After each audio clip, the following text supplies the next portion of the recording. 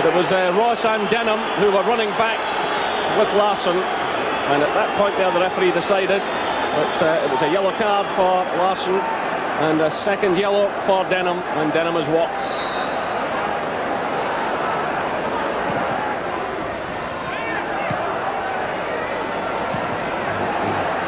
Defending not very convincing, but Motherwell get it away. This is Reaper.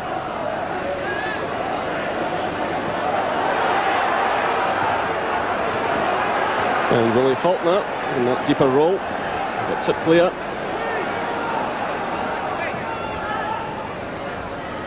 This is Tom Boyd. It's an easy one for Martin. It's Coyne. Here's Stubbs. Good ball by Stubbs. Burnley! Superb goal! 76 minutes gone. It's 2 goals apiece. And Alan Stubbs makes amends. A very good pass through there to Burnley, who buried it high into the net past Stephen Woods.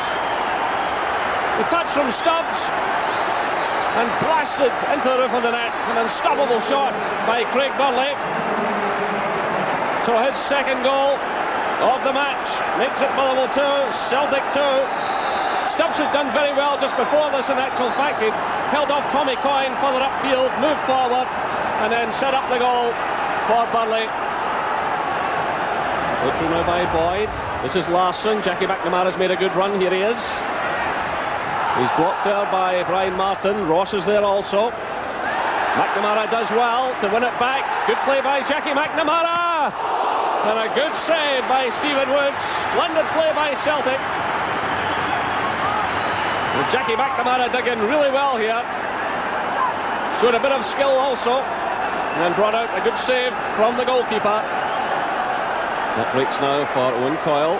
This is Ross playing it through. Well, Stubbs just got a touch in that. And just as well with Tommy Coyne floating on the far side. Oh, the goalkeeper with a bit of trouble there, but managed to get it under control just in the nick of time, because Ian Ross was coming through here. The keeper at full stretch. Ross was coming through. And well, it's a free kick to Celtic.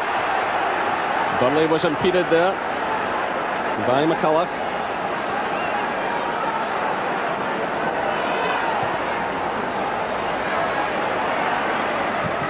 Swung in by Jackie McNamara. It's a good one. Simon Donnelly puts Celtic ahead.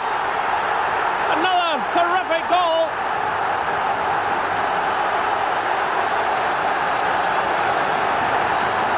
Simon Donnelly strikes again, his 6th goal of the season, and he did ever so well to get to this one.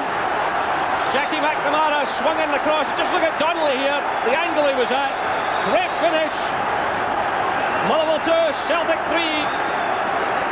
Jackie McNamara with the cross.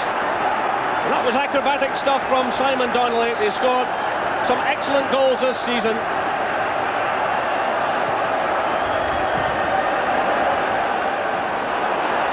Look at Celtic again through Simon Donnelly. Through by Burnley. McNamara, it's a good one, and it's just beyond Larsson. It was Willie Faulkner who got in there to get the touch. And again, it was McNamara, and that was taken just away from Henrik Larsson.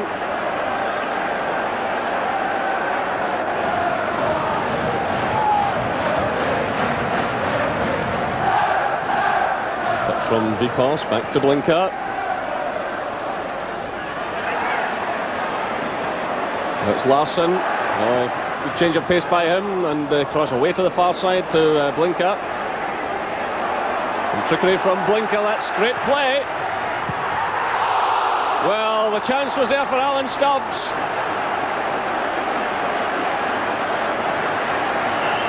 Great play here by Blinker. Good skill. And teed it up for Alan Stubbs from about 8 yards out. And over the top. Well, it certainly still leaves the door open for Motherwell, although the final minutes are ticking away.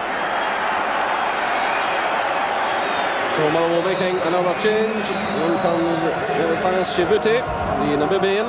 22 years of age with 31 caps. He came on at Celtic Park the other night, so perhaps he can liven things up now for Motherwell. Time is running away from them. Played so well in the first half, but there's no doubt the ordering off of Denham was a big blow to them. Billy Faulkner has battled hard, dropping back to that position, but here comes Celtic again. Larson goes down. It's no penalty, says the referee. It was Brian Martin who made the challenge, and Celtic now just seconds away from picking up 3 valuable points. Motherwell have won both their away games, but beaten twice at home. The final whistle sounds. A hard-fought match, and there's the Celtic hero this afternoon, certainly one of them, Craig Burley, with 2 goals in the second half, and then Simon Donnelly with a superb header to tie it all up in the closing stages of the game. It was Jackie McNamara who'd come on as a sub, who swung in the ball, and Donnelly did ever so well to get his head to it. The final score here at Fir Park is Motherwell 2, Celtic 3. I just needed to get a win, and had to take the 3 points at this game really, and after the results over the rest of the league going quite our way, so it's been a good 3 points for us. And 2 vital goals from yourself. Well, the first one just near post, we just got a touch on it. All I needed to do was get a touch, and Widgie got a hand to it, but managed to get it in. The second one I made a run into the box. Alan Stubbs laid me in, and I just took it first time really, and never give the keeper a chance to set his sail. Maybe a little bit fortunate. It didn't quite connect the way I would have liked it. Losing Greg Denham, the ability to come back from being behind, and I thought we fought very well today, and easily deserved to win. So a winning debut there from Mark Reaper, and we'll be looking at the action from back. So Celtic 3-2 win. Between Celtic and Liverpool. This famous stadium has over the years played host to some wonderful European occasions. Tonight though, there's just that little extra spice. It's Scotland against England, Celtic against Liverpool. As you would expect, an absolutely wonderful atmosphere, the air of anticipation almost tangible. And just a few minutes ago, a quite spine-tingling rendition of You'll Never Walk Alone by both sets of fans in unison, setting the scene wonderfully for what should be a great football occasion. It's good to have you with us. I'm delighted to say that in our Celtic Park studio, Billy McNeill, one of the Celtic legends, and Gary Gillespie, who of course played for both clubs, Celtic and Liverpool. Well, just before we hear from the lads, let me just give you a quick look at tonight's teams. And the Celtic team, as you can see, without Big Malky Mackay and without Andreas Thom, who played at Fir Park on Saturday, and it looks now as if David Hanna will fit in alongside Boyd. Sucking him in and maybe hitting him with a sucker punch. Well, as you can see, the first signs of movement in the tunnel here at Celtic Park. The ball boys the first to emerge, and then the young mascots, what a night it will be for them. Tom Boyd leading out the Celtic team. This team has started the season amid so much criticism, but have now won 5 matches in a row. Their confidence visibly growing, and a wonderful welcome, as you would expect, for the Celtic team here before this UEFA Cup tie against Liverpool. Let's enjoy it all then, the whole match live for you on BBC Scotland. Let's hand you over to our commentary team, Gordon Smith and Rob McLean. Thanks, Dougie. You spoke about the buzz of anticipation. There really is an electric atmosphere inside Celtic Park tonight. And these players are about to step out into the Celtic Park amphitheatre. The atmosphere has really been so friendly beforehand, as Dougie mentioned. Both sets of fans joining together in the singing of You'll Never Walk Alone. Only 3,000 Liverpool fans inside Celtic Park. But as we know, they are well capable of making plenty of noise. And 3,000 is what Celtic will have in the way of supporters inside Anfield in 2 weeks' time for the return match. It's the 23rd Anglo-Scottish encounter in Europe. And it's the first since Rangers beat Leeds 5 seasons ago. Let's have a look at the teams. 2 changes in the Celtic side from the one which beat Motherwell 3-2 at Fir Park on Saturday. New signing Mark Reaper is ineligible, and David Hanna is recalled to take his place in a back 3. Andy Thom drops down to the bench to make way for the running power down the right-hand side of Jackie McNamara. Well, it's a familiar lineup, Rob. Celtic playing 3 at the back. Tommy Boyd will be played in the middle to act as a sweeper behind Hanna and Stubbs. Blinker will play wider than he's shown on the screen there, and Larson drops off into midfield to try and supplement them in there, where Celtic could be overrun if they don't be careful. Okay, that's the Celtic lineup. Let's take a look at the Liverpool starting 11. Only one change in that lineup after Saturday's 2-1 win against Sheffield Wednesday. Defender Steve Harkness was injured in that game, and Dumfries-born Dominic Matteo takes his place. Wright, Ince and Riedler have all been suffering from flu, but maybe sadly for Celtic, all three played.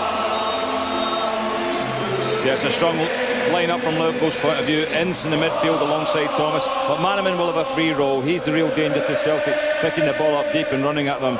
Young Michael Owen is meant to be a sensational prospect, and he likes to run with speed and pace as well, and he can finish. Riedler we all know all about, but maybe defensively is where Celtic can get something, but Liverpool aren't the strongest and they're not in real form at the moment. I mentioned those 22 so far Anglo-Scottish meetings in European football competition. The sad Scottish record so far is that Scottish teams have won only 6 out of those 22. These Celtic fans will hope that their team can put that record right over the next couple of weeks. And of course what happens tonight in the first leg here at Celtic Park is so important as to the overall outcome of this tie. The Italian referee and match officials just checking that everything's right before this match gets underway. The draw was made, of course, 2.5 weeks ago for this match. It's been eagerly anticipated all that time, and these supporters around the ground can't wait for this match to begin. The Celtic players in their very familiar pre-match huddle. Team spirit and fight will matter a lot tonight against not just one of the top teams in England, but one of the highest regarded teams in Europe. It's a very strong looking Liverpool side indeed. They of course reached the semi-finals of the Cup Winners' Cup last season, losing out to French side Paris Saint-Germain, losing 3-0 in the first leg, and although they won 2-0 at Anfield in the return, it wasn't enough to take them into the final. That was a big disappointment. Liverpool players took a lot of criticism, so too did manager Roy Evans for his tactics on that occasion.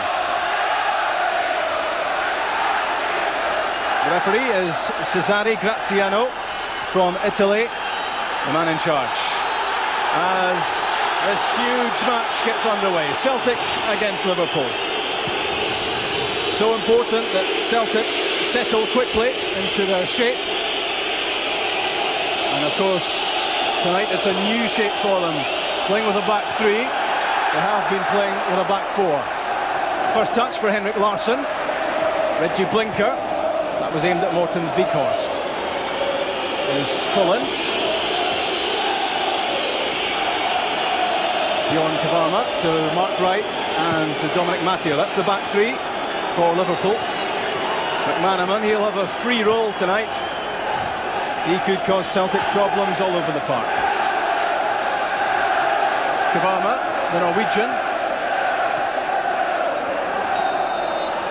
Firm tackle from Stefan Mai, but free kick given against him.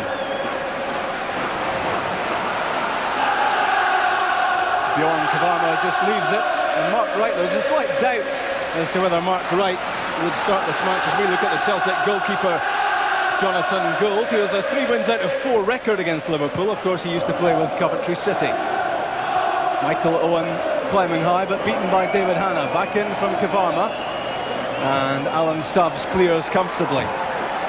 Stubbs, the Everton supporter, so he's got more reasons than most to want to see Liverpool beaten tonight. Kavarma for Michael Thomas. Bjornaby, an ever-present for Liverpool last season. The Scots-born Matteo. That's aimed for Michael Owen, he's onside.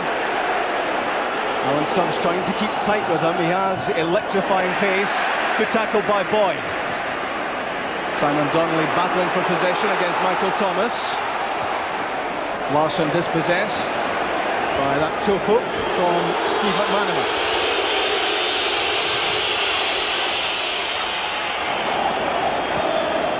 Kavarma to Rob Jones. It's a good ball that from Jones. Karl-Heinz Riedler has got away from Alan Stubbs. That's a loose one though from Riedler. It was aimed at Michael Thomas. Possession given away.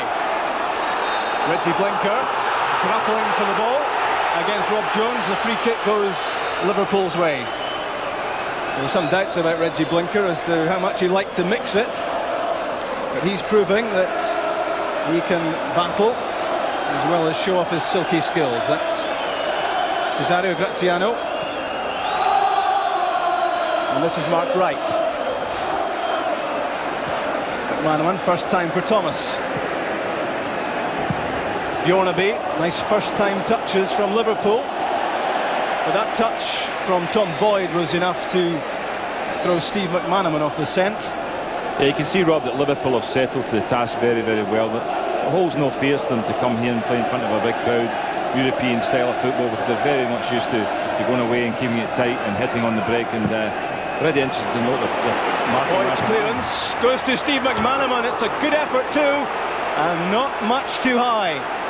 If Celtic needed a reminder about the threat this man poses, that was it. A bit casual from Celtic, the clearance not a good one.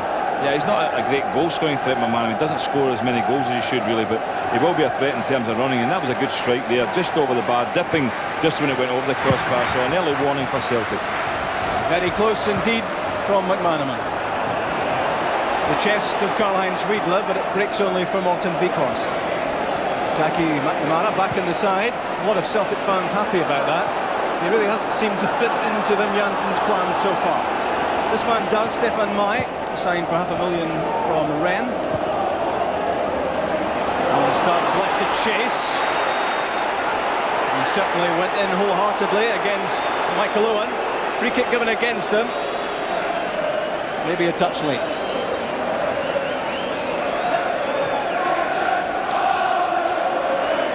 McManaman, Owen and Riedler up ahead, and Bjornaby on the touchline, but a slight mix-up between the two Liverpool men. Interception by Weghorst, a slight touch of shirt-tugging by Bjornaby on Weghorst. The Norwegian against the Dane, and Weghorst back in the Danish international plans at the moment, which is a sign of how well he's been playing for Celtic.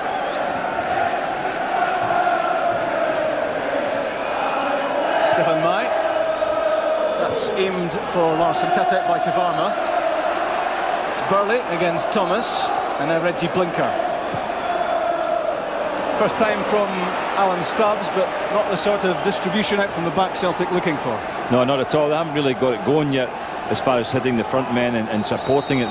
Everything's done in the sort of middle third of the field, but they haven't really stretched Liverpool in that final third to see if Liverpool have got what it takes defensively.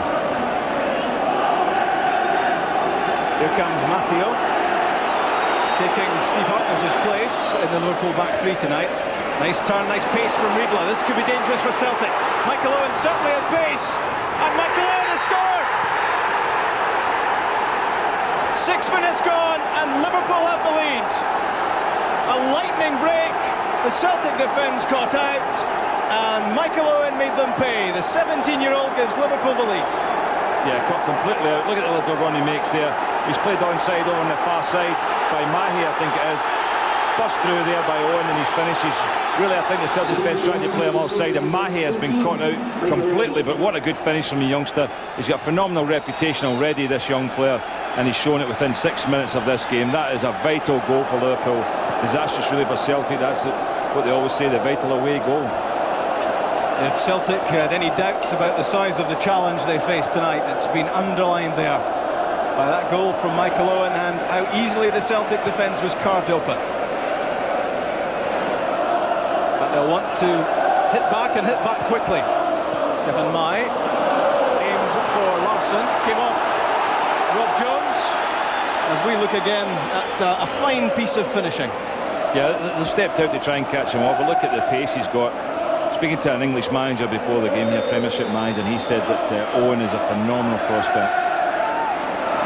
Here comes the Celtic corner kick, which Simon Donnelly will take. Weghorst is in the middle, Larsson, Burley and Stubbs. But nobody there for Celtic, and David James firmly in control. He's taken a lot of criticism last season for some of his performances, but he did win an England call-up against Mexico, and he was very much in charge there. Craig Burley's through ball, but no takers. What a prospect Michael Owen is for Liverpool.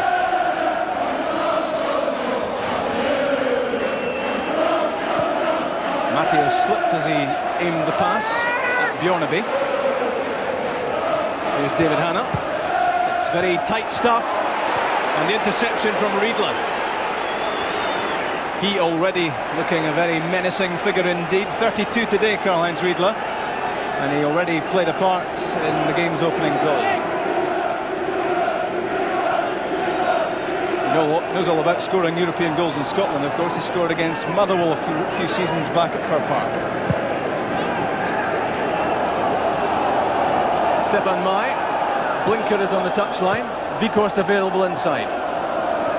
But Liverpool closing down very quickly. Celtic being forced into playing quick passes. That's a nice one though from Blinker. Here's Weghorst. Craig Burley was peeled off to the left-hand side. Blinker. It's a nice exchange with Weghorst. Simon Donnelly. That band of red shirts claims for a penalty kick, but Celtic have to settle for the corner. That was much more promising from Celtic, and Morten Weghorst almost in with a goal-scoring chance. Again, it's Donnelly. Again, this familiar Celtic quartet in the middle. Sadly for Celtic, again, it's a disappointing corner kick. Yeah, it was disappointing. Good piece of football before that, though, to get the corner, Robert. I thought it was nice play. First time Celtic really put the passes together, opened up for Weghorst. Good challenge by Wright. I know there was a shout for a penalty, but it was an excellent tackle. Ahead of Morten Weghorst and away from Bjorn Kavarma, although not that convincingly. Steve McManaman just gets a head flick to take the ball further away from the Liverpool penalty area. McNamara against Bjornaby. Covering up, Pullins. He's known as the governor, and he certainly likes to take charge of the midfield. Back from Larsson to Burley. His control there let him down. And Michael Owen in front of Tom Boyd. He made Tom Boyd look very sluggish indeed. And Steve McManaman is doing the same here to Stefan Mai. Can McManaman make it two for Liverpool? The danger's still not over. Michael Thomas. And Celtic now get the chance to clear. That was another real threat to the Celtic goal. Searing pace from McManaman. And here comes Celtic on the counter. Donnelly's through ball. Craig Burley drives the chip, not far away. That's encouraging, more encouraging for Celtic. They survived at one end, and then Craig Burley close to putting them back on terms at the other end. Yeah, it was a good piece of action. This is a good run forward here with Celtic. Good little ball into Burley, and I think he does exactly the right thing there. He realises James is off his line. Little chip to the back post might just beat him, but couldn't quite get his foot under it enough in order to just chip it up under the bar. But good effort from Celtic, but they really could have been 2-0 down. McManaman delaying too long in his opportunity. David Hanna for Celtic, twisting away from Pullins. Now Weghorst. Bit more spirit about Celtic at the moment. Henrik Larsson buzzing about all over the place, trying to give Weghorst options. Now Larsson, first time with the cross. Bjornaby's underneath it. But that was a good leap at the far post too from Jackie McNamara. It looked to be a fairly comfortable header for Bjornaby, but McNamara got there first. It's a good spring. Weghorst does well just to delay it. Good little run from Larsson. Drops it to the back post, under pressure from the cross, but McNamara does really well here. It actually comes off Bjornaby onto McNamara's head, and it could easily have just dropped in at the back post, but Celtic begin to put some moves together going forward, but really severe blow when you're playing in a forward position and you give away chances easily as Celtic have given them away so far. The throw-in goes Celtic's way.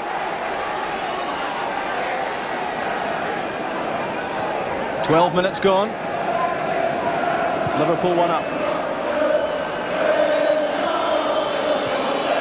Stephen Mai to Reggie Blinker. That's a loose pass. Pullins intercepts, and a lovely head flick from Reggie Blinker to Rob Jones.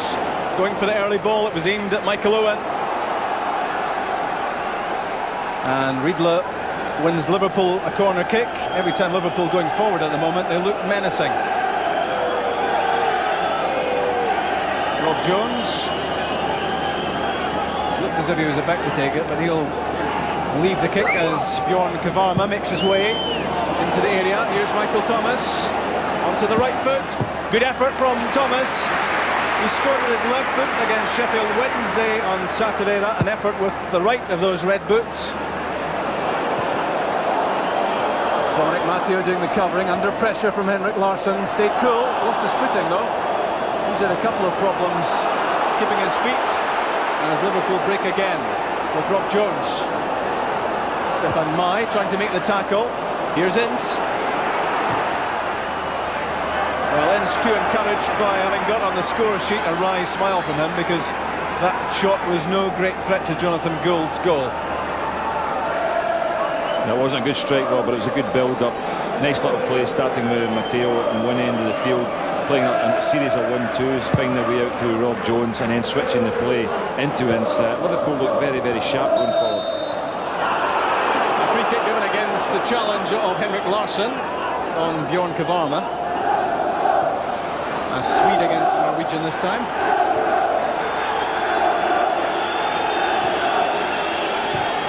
McManaman back to Mark Wright, a central figure in defence for Liverpool. 34 years old now, Mark Wright, and his 600th game in a long and illustrious club career. He played for Derby County and Southampton as well. Liverpool looking to have loads of time at the back in which to make the pass the right one. And testing the Celtic's patience. Thomas. It was a good run from Michael Owen, and well spotted too by Michael Thomas.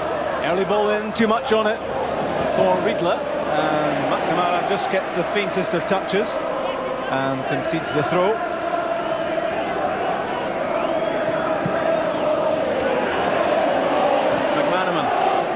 To Collins. McManaman leaves it for Riedle. Thomas.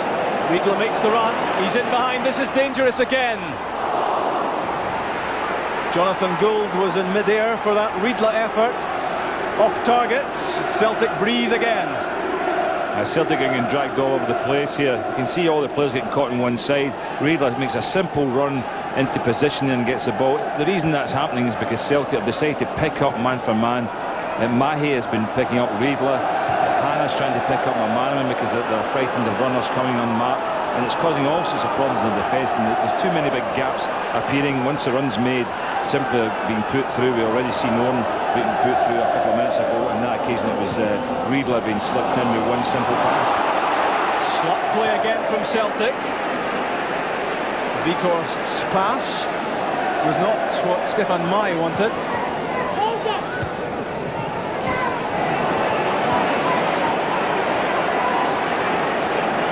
Liverpool building from a deep position with Collins.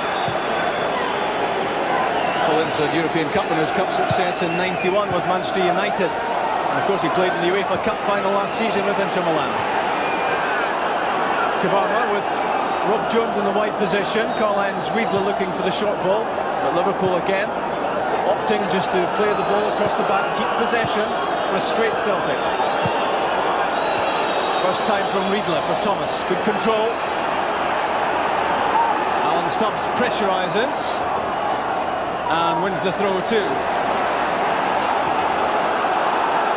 Taken quickly for Vikhorst. Henrik Larsson trying to keep possession against a stiff challenge from Collins. Ince looking the very face of innocence.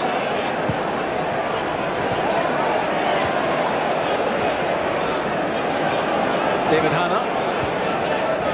Nice pass from Craig Burley. Just gives David Hannah a little bit of time.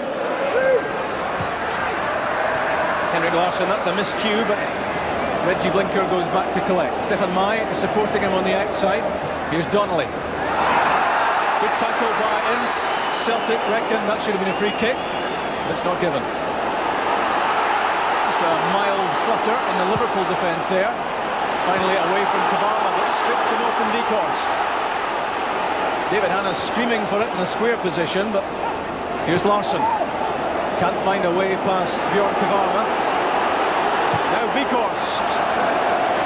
Well, eventually losing patience there. Celtic were playing the slow, patient build-up, and eventually Morten Vikhorst thought, well, nothing's happening, so I'll have a shot at goal. Yeah, he was in a good position to have a shot, Rob, but it wasn't a good effort.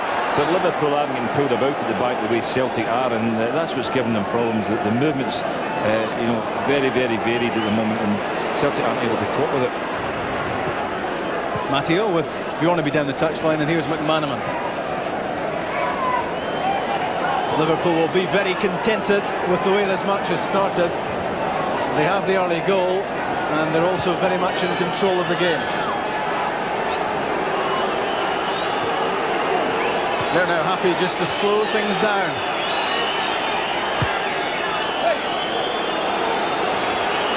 Although Paul Ince has some room in front of him here in which to push up.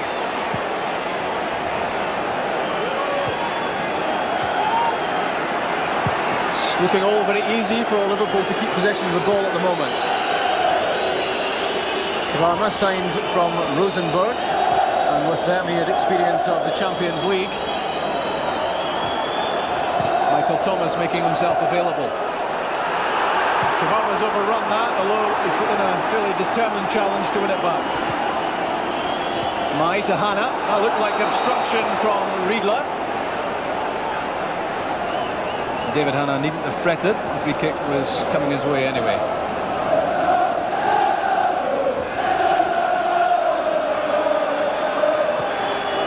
Boyd to Blinker.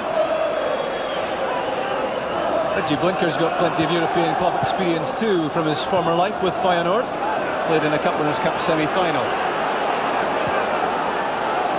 Henrik Larsson has come back deep looking for possession, but breakdown in communication, and the Boyd pass went astray. Hanna, that's a good ball for Simon Donnelly, tries to hold it up, but it's just not happening for Celtic at the moment.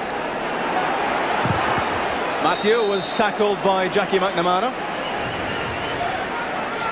There's Donnelly, whose control wasn't all it might have been there, but he's been an impressive player for Celtic so far this season. 6 goals.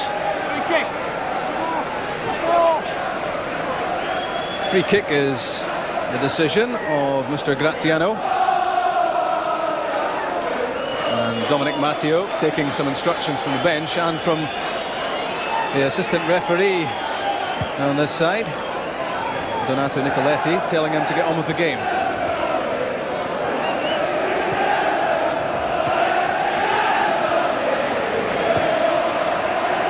Michael Thomas.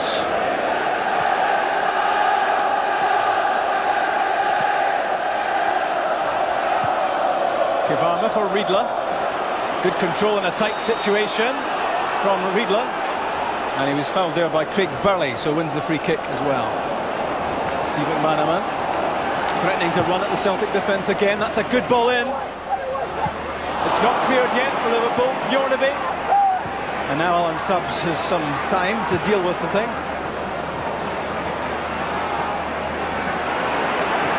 Donnelly for Hanna.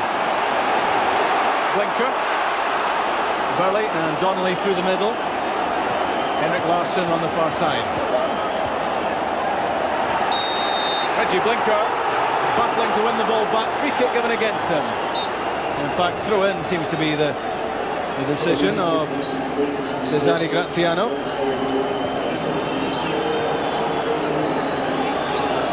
Here's Paul Ince. It's walking pace at the moment. Nicely cushioned header from Stubbs. Because Henrik Larsson's made an intelligent run, but he was caught up with by Bjorn Kvarma. Celtic will depend a lot on Henrik Larsson for their attacking moves. He's given the freedom to roam in from Vikhorst, but far too much air on it, and Simon Donnelly never with a chance of getting on the end of that. Yeah, that's the second time Vikhorst decided to play the long ball, and I think they've had a bit of joy so far on the edge of the box from keeping possession and playing it into feet. Sticking to the style that Liverpool have been successful with at the moment. They're just keeping possession of the ball, passing it about to each other, frustrating Celtic, frustrating this big crowd as well. And you can see there the huge crowd, the temporary stand at the far end, 2,500, bringing the capacity to 50,000. It really is an electric atmosphere. The Celtic push forward with Burley for Simon Donnelly. Should have done better. That was a swift attacking move from Celtic, and they'll be disappointed at how it ended. Simon Donnelly's effort from the edge of the box, but he had support on the far side, and maybe that's the option he should have taken there, because that shot didn't trouble David James. Good play, ball from Bakos, quickly seen by Burley there. I don't think that, you know, it's worth looking for the ball on the outside, because he is in a good position to shoot, Rob. He just doesn't catch it properly. Back from Stubbs to Tom Boyd. Bakos almost caught there by Karl-Heinz Riedler. Craig Burley chasing back to tidy up. Frenchman Stefan Mai can't find Reggie Blinker, now he can. Weghorst, David Hanna wants it. Jackie McNamara is wide right. Now Stubbs for Mai. Kavarma in ahead of Reggie Blinker. Reggie Blinker guilty of waiting for the ball to come to him. One back by Burley. Weghorst. Celtic doing the right thing, keeping the ball. That wasn't a good pass, which Henrik Larsson had to salvage. Jackie McNamara trying to get in behind Collins. Celtic have a corner kick. Yeah, the arm was up, no doubt. Good run by McNamara there. Swinging across, the arms up. No doubt that is a handball, but I'm not sure if it's deliberate or not. But Celtic have the corner, they need to try and make more of it. Corner kick taken quickly by Blinker to Larsson, and back to him, but that's not a good cross, and easily headed clear by Riedler. It's a very high up and under from McManaman. Tom Boyd there first. Morten Weghorst is trying to link up there with Simon Donnelly, but it goes astray. And through the middle comes Michael Owen against Jonathan Gould. Desperately away from Gould. He seemed to be momentarily lost as to what to do at the edge of the area, and Owen so close to scoring Liverpool's second. Yeah, it was just an up and under, as you said, from Jones, and Gould always made a mess of it. That could easily have broken to Owen there and be put in the net. Fortunately, this ball was also played out to Paul Ince, and although he knew exactly what he wanted to do, he didn't have the ability to play it. I think Chick Charnley would have shown him how to do it there in that position. Steve McManaman again, closed down by Craig Burley. Burley doing more than anyone to try to nullify the Liverpool threat in midfield. Jonathan Gould will be breathing a huge sigh of relief at the moment.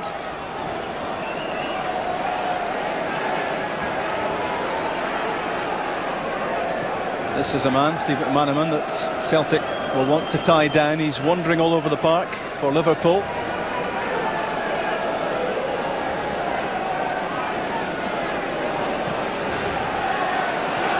A miscue from Stig Bjornaby, but behind him, thankfully for him, was Dominic Matteo. And a foul this time by Stig Bjornaby on Jackie McNamara. Celtic pushing men forward. Alan Stubbs will go up for this. There's Simon Donnelly in the area. Henrik Larsson getting there. Morten Weghorst up as well. Reggie Blinker looked as if he was going to try a shot. Comes off Mark Wright. Appeals for a penalty kick. Just a suspicion that that might have come in contact with Mark Wright's arm. Not given.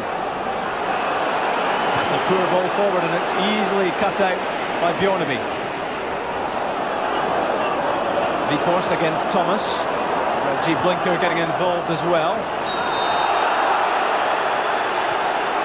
Taken quickly by Blinker to Larsson, but play being held up for an injury to Michael Thomas. And while he gets some treatment, Gordon, how happy or unhappy will Celtic be with what's happened so far? Well, there'll not be two plays. There's certainly been a goal down. It gives them a very, very difficult task. They've got to be patient now.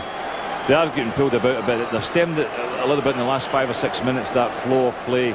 The Ince and Thomas there are basically the anchor in the Liverpool midfield, but everything happens round about McManaman and Owen and also Riedler up there. Riedler is more static than Owen is, but he's got a very nice touch and he brings people into the game, and they like to get their fullbacks forward as much as they can. Celtic have pushed Hannah into that midfield area to try and stop McManaman. Going forward, Celtic don't have a problem. They're playing some nice stuff. Maybe be a little bit more patient at times when they're round about the edge of the box. There's Thomas going off with this injury, so that's going to be Liverpool down to 10 men at the moment. They'll have to pull somebody back into the midfield to help out there, so Celtic maybe could cash in while he's off. Michael Thomas looked as if he'd taken a knock on the nose, and if there's any blood around, that's why he'll have immediately gone off. Meantime, another disappointing free kick from Celtic. Tom Boyd chasing back, Jonathan Gould off his line. Just for a moment there seemed to be a touch of indecision there between Boyd and Gould, and with the electric Michael Owen around, you can't afford to hesitate. He's tremendously quick. I mean, even there, that just shows you the youth as well, and want to get forward. I mean, a great run, and it was a nothing ball when all of a sudden he put Gould and Tommy Boyd both under pressure there, and now Liverpool have got the ball back because of it. There he is at the moment for Celtic defenders, public enemy number 1, and he's just 17. Riedler chasing, Stefan Mai in possession. The free kick goes against the German, taken quickly. Weghorst, a big part of Wim Janssen's plans, struggled to get a game under Tommy Burns last season, although he did have injury problems as well. Henrik Larsson just taking one touch too much, and Michael Thomas stepped in and dispossessed him. Laid off from Owen to Thomas. Riedler. It really is razor sharp stuff from Liverpool. They move the ball so quickly, and yet again this could be a threat. McManaman. The knockdown, not finding a teammate, and away from Burley. Two headers, first from Ince, then from Jones, and offside given against Michael Owen. He's going to learn a lot as well, playing alongside Riedler, who's a very, very clever player. And you think that they've still got Fowler to bring into this side. If he can get a game, then you can see the strength and depth they've got. And Berger as well, Patrick Berger sitting on the bench, and he can't get a game there, so they really do have a lot of firepower, Liverpool. Celtic will not have been unhappy when they looked at the team sheet before the match and found that Robbie Fowler's name didn't feature anywhere. There was a suspicion that he might be on the bench, but he hasn't played for around 5 months, although that's possibly not to stop Roy Evans pitching him in. But he's not around tonight, but there's enough threat to the Celtic defence at the moment without him. Reggie Blinker against Bjorn Kavarma. Good close skills from Blinker. Now needs to play the ball in.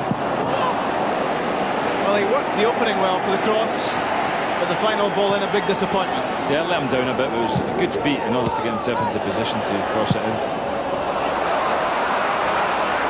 Well, I think the least said about that, the better. It was a nifty spot of keepy-uppy from Stefan Mai, but the hitch kick and the ball over the touchline on the far side was not too clever. I think it must have been a Celtic jersey in the crowd he spotted there, Rob.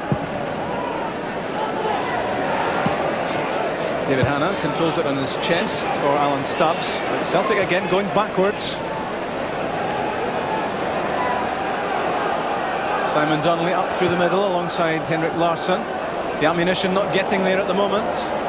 Here's one man who could supply it, Reggie Blinker. And Craig Burley, we haven't seen enough of him in offensive duties either. Hannah looks for the return from Henrik Larsson, but overruns it, and Michael Thomas was there. Mark Wright slips though, but it doesn't break kindly for Celtic. Mark Wright losing his footing. There's of course been a heavy downpour of rain today. It's obviously affected the pitch, and we have seen one or two slips early on. Dominic Matteo a couple of times, and now Mark Wright too.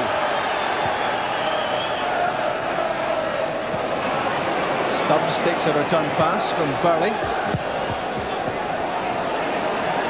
and again Celtic holding on to the ball. Tommy Boyd. Weghorst for McNamara, looking for a touch there from Craig Burley. Just too much pace on the pass.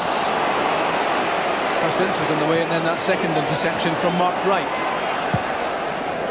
Good ball that from Weghorst. But Mark Wright read that very well indeed and cut out the threat.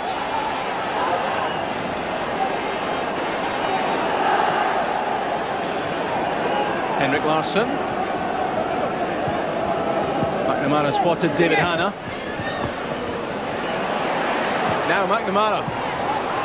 Paul Ince was in the way, as has been the case most of the match. Tommy Boyd won the header. Now Larsson.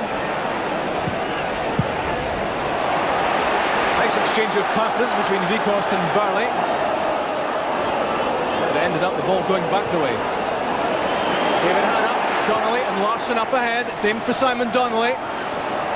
Henrik Larsson hits the ground, but no penalty. Mark Wright comes away for Liverpool. Well, for once, Michael Owen's control, not all it might have been. He may be human after all. Craig Burley losing his footing that time. Lovely shimmy which took him past Karl-Heinz Riedler. Wanting it again from David Hanna.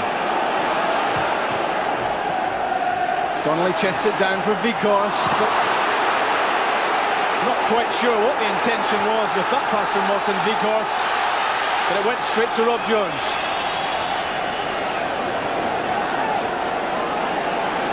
Donnelly comes short for Jackie McNamara. David Hanna's there too. Henrik Larsson.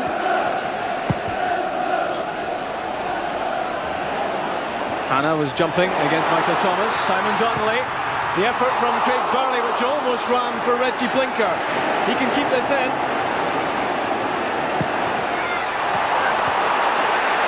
The cross not finding a Celtic head in the middle. Simon Donnelly was the only Celtic player there.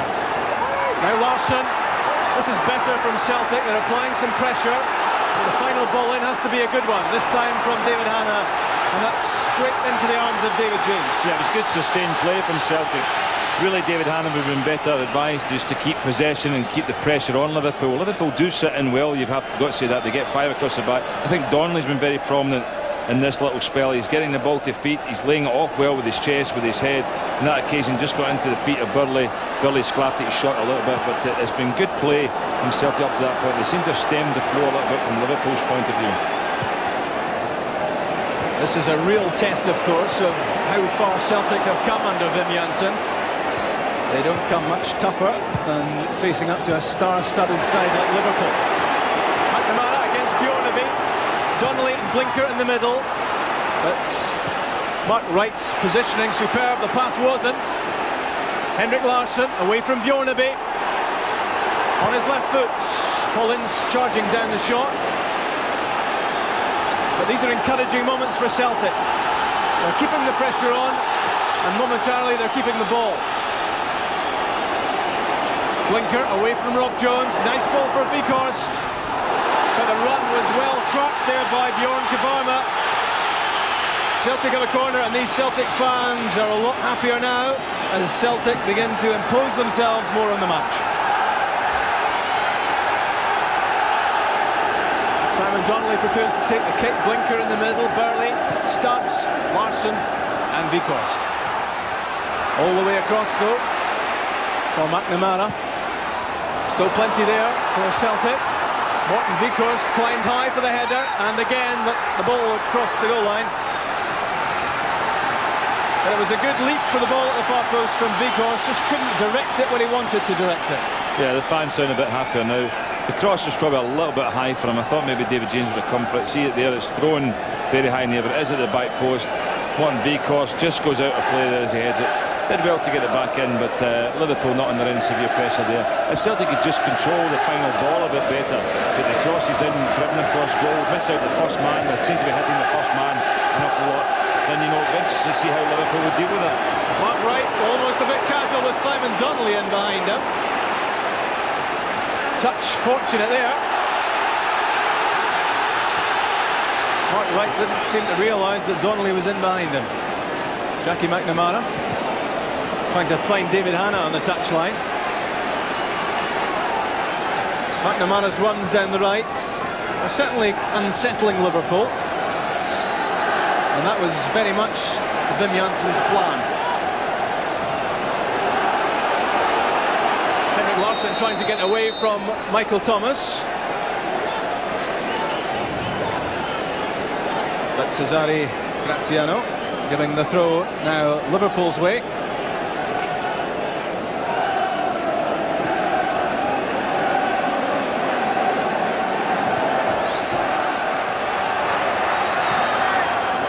Inch to Matteo.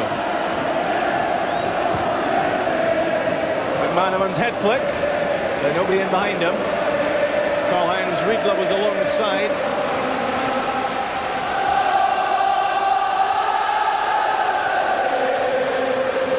The Celtic fans certainly in much better voice now. I think they were stunned by the opening from Liverpool. And now their team very much more in the game, although they need to make the pressure pay with a goal. That's a miscue from Kavarma. Simon Donnelly has it. Shooting opportunity maybe. Donnelly delaying too long. And now Liverpool breaking out with Michael Thomas. Reverse ball, lovely one too for Steve McManaman. Michael Owen's up ahead. Karl-Heinz Riedle on the far side. Good covering by Alan Stubbs. Another lightning attack, Gordon, from Liverpool. Yeah, excellent break. I felt sorry for Simon Donnelly there. He just ran out of space at the end. He was doing exactly the right thing to try and get himself room to have the shot. But all of a sudden it went down the other end. Great dummy by McManaman. He burst away. It just shows you the threat there is because of their pace in the counter-attack. Corner kick taken short to McManaman. Rob Jones doesn't score too many goals, Rob Jones, and maybe that's why. That was well over the crossbar. He's a lot of injury troubles, Rob Jones, but he's an England international, signed from Crewe, as instructions are passed on from the Liverpool bench. Yeah, I'm surprised Jones has managed to find his way back in the side. He played on the left side for a while last year because McAteer was doing so well for them as a right wing back, and he's a bit upset at the moment to be left out the side and wants away. But this is a good spell for Celtic. They have got a grip of the midfield, there's no doubt about that. Ince and Thomas have been quietened. Consequently, the service is not coming through for the front men. Again, an unforced error in the middle of the field, and Celtic surrender possession. Matteo with this constantly moving Liverpool strike force up ahead of him. Through the middle from Thomas, that was aimed at Michael Owen again. Owen, the youngest ever debutant for Liverpool, made his debut in the second last game of last season and inevitably scored. A foul surely on Henrik Larsson, which Celtic are keen to take quickly because for Reggie Blinker. Again, looked as if he took one pace too many with the ball, and Liverpool managed to snuff out that attack. It's a misdirected header from Matteo, but Liverpool survived. And finally, with a sense of relief, I think Steve McManaman just hammered that ball down in the general direction of Michael Owen. So that was useful possession there for Blinker. Yeah, you can see Celtic maybe getting a goal here because I think Liverpool are a bit shaky at the back. Their passing is excellent in midfield and pace up front. They're very composed at the back at times. They like to play the ball out, but now and again, they look a bit shaky. They get caught out of position. That was an example there with Blinker through it. I did feel like yourself, Rob, took a little bit long just to pull the trigger in front of goal.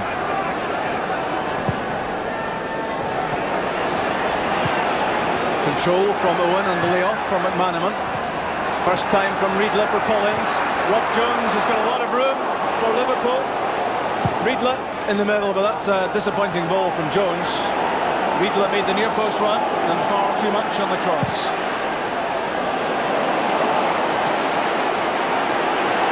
Right, wondering if David James might be coming off his line, but eventually deciding to take no chances and just hook that out for the throw.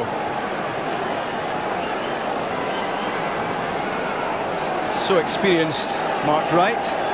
He played twice for England against Scotland, so he knows all about Anglo-Scottish encounters. And that's disappointing for Celtic. Offside. I think he's just indicating pulling on the jersey there, Rob. I think that Larsson had possession of the ball, but he was pulling on his shirt of the Liverpool player. But that was a good ball before, the one that turned them and made Wright have to play that out because it was between the keeper and the defence, and they're very, very difficult for centre-backs to deal with. Alan Stubbs won a decisive header there, and for once a Paul Ince pass goes astray. It's almost a collector's item. Signed from Inter Milan, Ince, and Roy Evans hoping that his investment will pay off. Every sign that it will so far.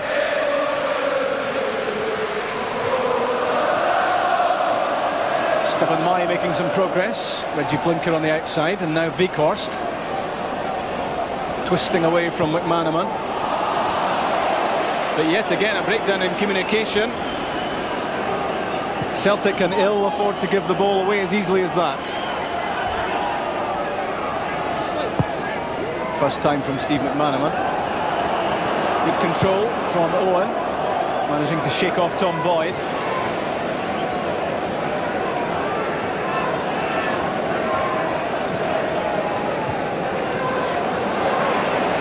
Alan Stubbs, he's had an injury-interrupted career with Celtic and really hasn't produced the football that everyone expected from him. A record signing, of course, £3.5 million from Bolton, almost ended up at Liverpool in a double deal with Jason McAteer. Now Blinker. Craig Burley's made a good run into the box. Burley's effort. Claims for a penalty, but cool play under pressure from Dominic Matteo. Manages to get the ball away. That was a good run from Burley. Well seen too. Liverpool quickly on the counter. And Jonathan Gold, a diving tackle to stop Liverpool going two in front. That's where Liverpool are so dangerous on the counter-attack, and Jonathan Gold is well aware of Michael Owen's frightening pace. Here he is again. Thomas, and Liverpool now just taking the sting out of the game. That's a late tackle by Reggie Blinker on Rob Jones, pretty unnecessary as well. Now Blinker appears to have taken a knock while he was on the ground, and this was that Burley chance, Gordon. It's a great ball from Blinker. Look at that outside of his foot. Craig Burley, he is under pressure with a couple of players, just slips at one stage. Possible claims for a penalty, but I'm not so sure. Came up and hit him almost in his waist with his hand nearby, but Craig Burley will feel a little bit disappointed that he didn't quite get that ball down. It wasn't a position to hit. It was coming a lot of spin at him. It came off the ground, which has got that little bit of sheen of water, and it spun up. But here's the tackle from Blinker, and I think that Rob Jones just landing top. We missed what happened there, but Blinker's come off worse than that. Joel, no doubt about that. I think there was just a hint among the Celtic supporters that an elbow might have been used as a response to that tackle from Reggie Blinker, but we certainly saw no sign of it there, although the Celtic fans immediately around that area seem fairly furious about what's happened to Reggie Blinker. So a delay and stoppage time to be added on. We've played 45 minutes already, and Celtic will not want to part company with Reggie Blinker at this stage. No, I'll be disappointed in that, but we don't exactly know what happened there. It might have been the tackle itself that hurt him, but certainly the Celtic fans reacted. We didn't quite see the replay, followed right through just to see whether Jones did anything. But Celtic have got themselves back in the game, there's no doubt about that. They're still vulnerable in the break because they are pushing forward. Liverpool are very, very incisive. 2 or 3 passes and they're through. Young Michael Owen is absolutely devastating. He always plays on the edge of defenders, and he makes up so much ground quickly that he can never be discounted as a threat to score another goal. But Celtic at least have got a grip of the midfield before half-time there. They've got Hannah in there in order to supplement Weghorst and Burley. That's made a big, big difference. McNamara getting forward on the right. They brought Mahi into mark at the back, man for man, but it's a difficult game for Celtic. I mean, being the goal down. Steve McManaman, Michael Thomas. Celtic will want to keep their concentration at this stage. Michael Owen, and that's a goal kick. Liverpool thinking very quickly there, moving the ball quickly when the game was restarted, trying to catch Celtic cold. But for once the threat of Owen was nullified. Roy Evans will be happy on that Liverpool bench with the way this first half has gone. It must, for the Anfield side, have gone very much according to plan.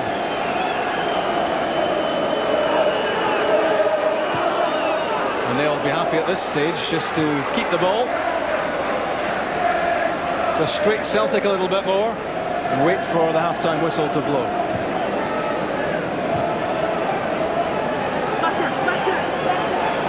McManaman. And Michael Thomas. Thomas and Ince have looked such a solid combination at the heart of the Liverpool midfield, and it's been difficult for Celtic to apply much damage. Some booing. for Rob Jones. The Celtic fans still feel he's implicated in that injury to Reggie Blinker, although we saw nothing to prove that. Matteo. That ball was running through to Jackie McNamara in any case, but David Hanna went sliding in. And that's half-time, and Liverpool go into the dressing room with a 1-0 lead, and this is the young man who's given them the lead, 17-year-old Michael Owen. The goal came after 6 minutes. The Celtic defence was really torn apart, opened up. Owen scored. Craig Burley has possibly been Celtic's most prominent player, but there's the sad news for Celtic players and fans. Reggie Blinker stretchered off, injured, and it looks highly unlikely that he'll play any part in the second half. Gordon. Yeah, very doubtful if Blinker will be back out. Celtic will need to adjust again. They've had to adjust a few times, quite some time before they managed to get a grip of that. They have moved Hanna into midfield, as I said. They've got more of a control in there, and they're pushing the game forward, but Liverpool will accept that. I think they'll be quite happy to give Celtic a fair bit of territorial advantage in order to leave the space in behind and catch them in the break. They've got so much pace with McManaman in there. They've got the power and the strength of Riedler and the devastating attacking skills of young Michael Owen. You can never discount the fact that they can... Well, but I mean, they have been dragged about a couple of times, Liverpool's back three, and it's when Celtic get in positions like that, get in the space, I think they've got to get their shot off earlier, because they're taking again 1, 2, 3 touches, and by that time Liverpool's midfield players are back in touch with them, or the back three are getting in touch with them and causing them to block tackles and block shots, and it's they've just got to get their shots off quicker. So a terrific 25 minutes in prospect. 1-0, remember, to Liverpool. That goal came early in the first half. Let's see what the second half brings us. Let's rejoin Gordon Smith and Rob McLean. And as you said, Dougie Phil-O'Donnell is on in the second half as a replacement for the injured Reggie Blinker. Just exchanging a few words with Morten Vikhorst. So important that Phil-O'Donnell slots in very quickly. Second half about to get underway. Mark Wright, a key man as Celtic push forward, as they must. And as we've heard during that half-time discussion, Celtic in pushing forward will want to keep things tight at the back. Stefan Mai away from Karl-Heinz Riedler. That's aimed for Henrik Larsson. Good control too under pressure from Kavarma.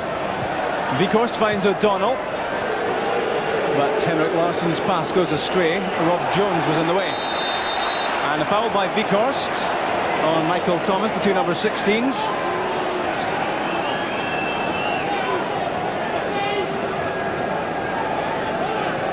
And there is the constant threat. So quick, so dangerous, so young.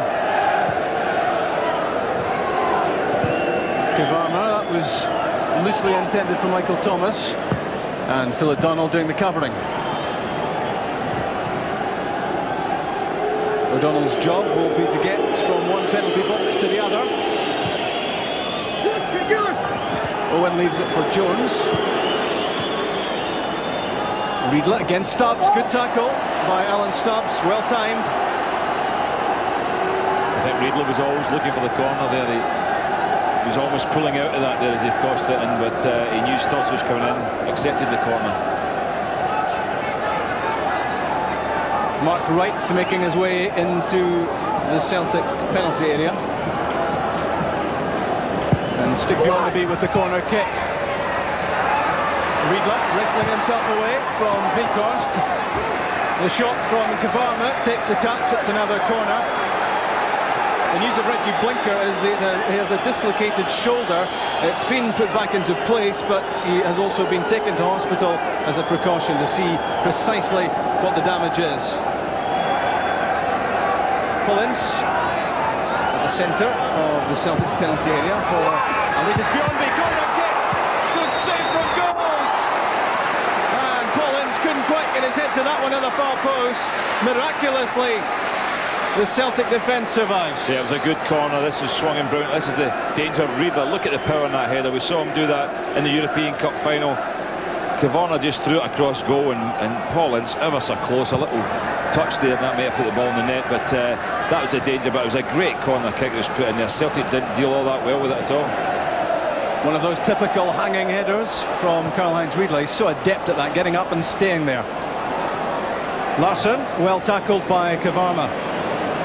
Looking a fairly accomplished defender, the Norwegian.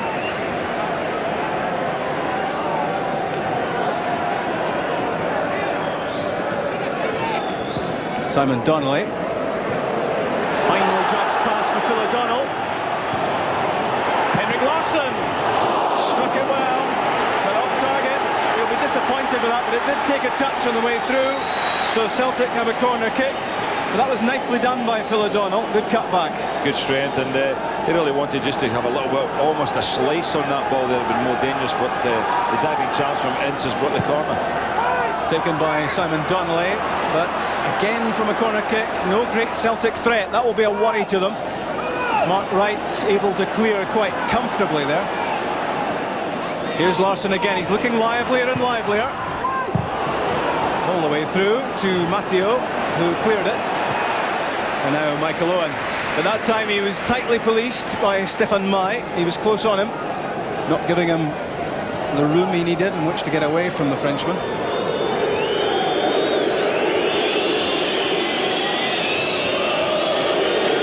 Rob Jones, not a fan's favourite at Celtic Park. That's a loose one from Stefan Mai.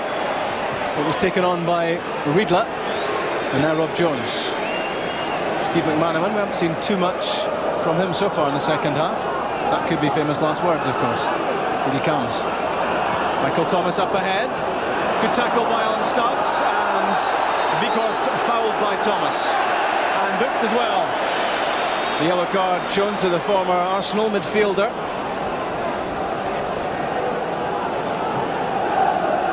He's been on the fringes of the Liverpool first team scene for such a long time, but at the moment holding down a regular place alongside Paul Ince.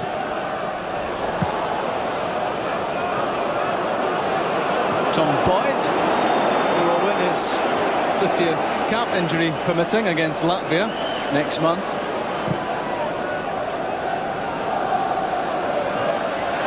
Mark Wright towering above Simon Donnelly. Vikhorst for Larsson. That was well read by Kavarma. And his ball down the line, cut out by Morten Vikhorst. Yeah, he's a good, strong defender, Kavarma. Came to Liverpool from Rosenberg last season, midway through their great European Cup run. But they lost quite a few players, and he still managed to produce a good side. But he certainly was one of the better ones. It was 1-2, not in Karl-Heinz Riedle's favour there, and he did well to hold off the challenges, and he's won the free kick as well. Very accomplished player, 42 caps for Germany, Riedle. And there's the scene inside Celtic Park. It really is a fantastic atmosphere tonight. The Celtic fans are in the majority, of course. All but 3,000 are in green and white. And how they would love to see their team get the goal. It brings them right back into this UEFA Cup tie. I think a goal would really lift the crowd here, Rob. It's going a little bit quiet at the moment. Liverpool are just playing it very coolly, just knocking the ball about, just taking the sting out of Celtic's attack.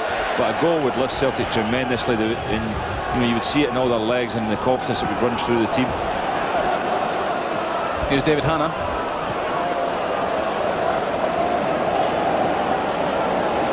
Stefan Mai making himself available, and now Alan Stubbs finds him.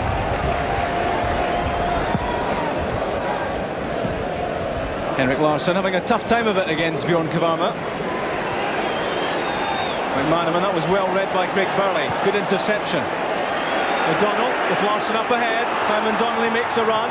Jackie McNamara there too, but away from Bjornaby. Now Vikhorst. This looks useful for Celtic. But just one touch too much from Morten Vikhorst, and Paul Ince clears.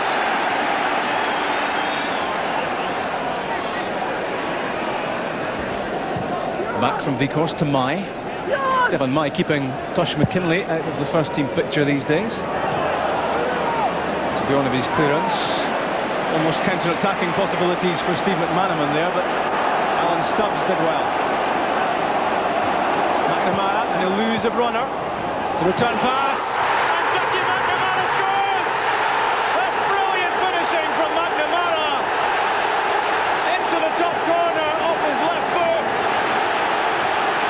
As the ricochet flew his way, he crashed a shot behind David James. The Celtic fans celebrate.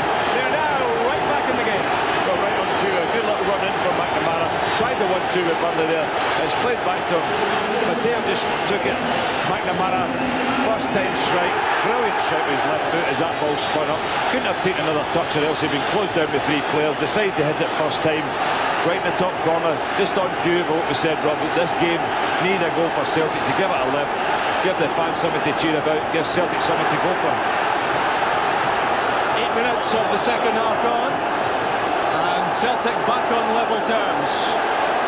And almost immediately, Liverpool pushing forward again, and they win a free kick with a tackle on Dominic Matteo. And Mr. Gratiano from Italy wants a word with Tom Boyd, and Tom Boyd is yellow carded. Gordon was speaking about how things had gone a bit quiet around Celtic Park. That cannot be the accusation now, as Tom Boyd organises inside the area for this free kick, which Steve McManaman will take. A thin red line across the Celtic penalty area. In for McManaman, away from Weghorst. McManaman lofts it in again. 2 Celtic players go for 1 ball. Mark Wright couldn't keep it down, but that was bad defending from Celtic, and that was a chance at the edge of the area. Yeah, may force Liverpool forward as well, that goal. Good jump by Riedel again. Possibly lucky it fell to a defender rather than a midfield player. Either Thomas or Ince getting a strike from there, maybe even McManaman, although, as we've mentioned before, he's not the greatest of finishers, but fell to Mark Wright there and knocked it right. But the game's been lifted to maybe Liverpool will also step it up, quite sitting comfortably on the lead. Now back to 1-8, and may want to go and finish the job themselves. Scorer Jackie McNamara aims a ball down the line for Simon Donnelly, but it was comfortably cut out. What a return to the first team this is for Jackie McNamara. And now Morten Weghorst. Mark Wright comes to meet him. Celtic still have it with Phil O'Donnell. Simon Donnelly takes a moment. The shot cannons off Stig Bjornaby. Celtic looking a different team now. Well, they link up so well down the right-hand side normally, but that time the pass went astray, and I'm sure this time it's Liverpool are breathing a little easier. Yeah, there's the goal again. Jackie McNamara, I mean, he could be accused of the fact he just hits it, but he does exactly the right thing. There's no point in taking another touch in the box here with people round about you. It broke off Matteo, and he decided just to have a crack at it, and certainly what the game needed from Celtic's point of view. Lifted the facts, and they'll have a real go now. Eventually to see if Liverpool change their approach. Signs of disarray in the Liverpool performance now, given away by Pullins. You don't see that too often. David Hanna with Simon Donnelly up ahead of him, looking for support. Now the support comes, the through ball from Burley, just a bit too much on it for Henrik Larsson. But Celtic now attacking with some purpose, and the supporters right behind them.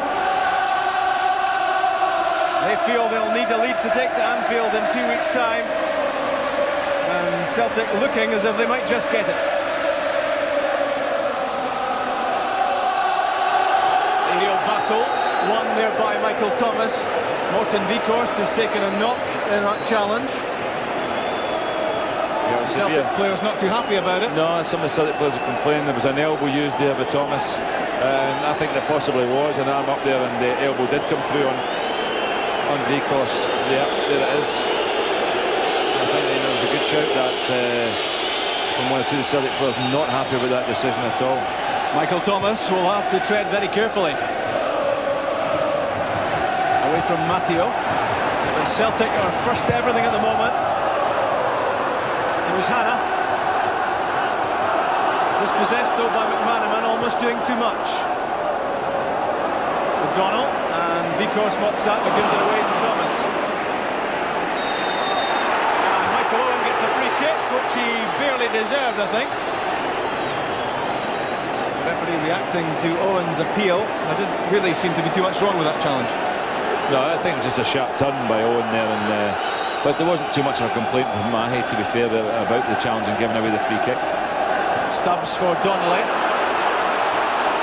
Simon Donnelly moved on to that very quickly. The pass for Craig Burley. And that's a bad foul by Pullins, and automatically he sees the yellow card as well.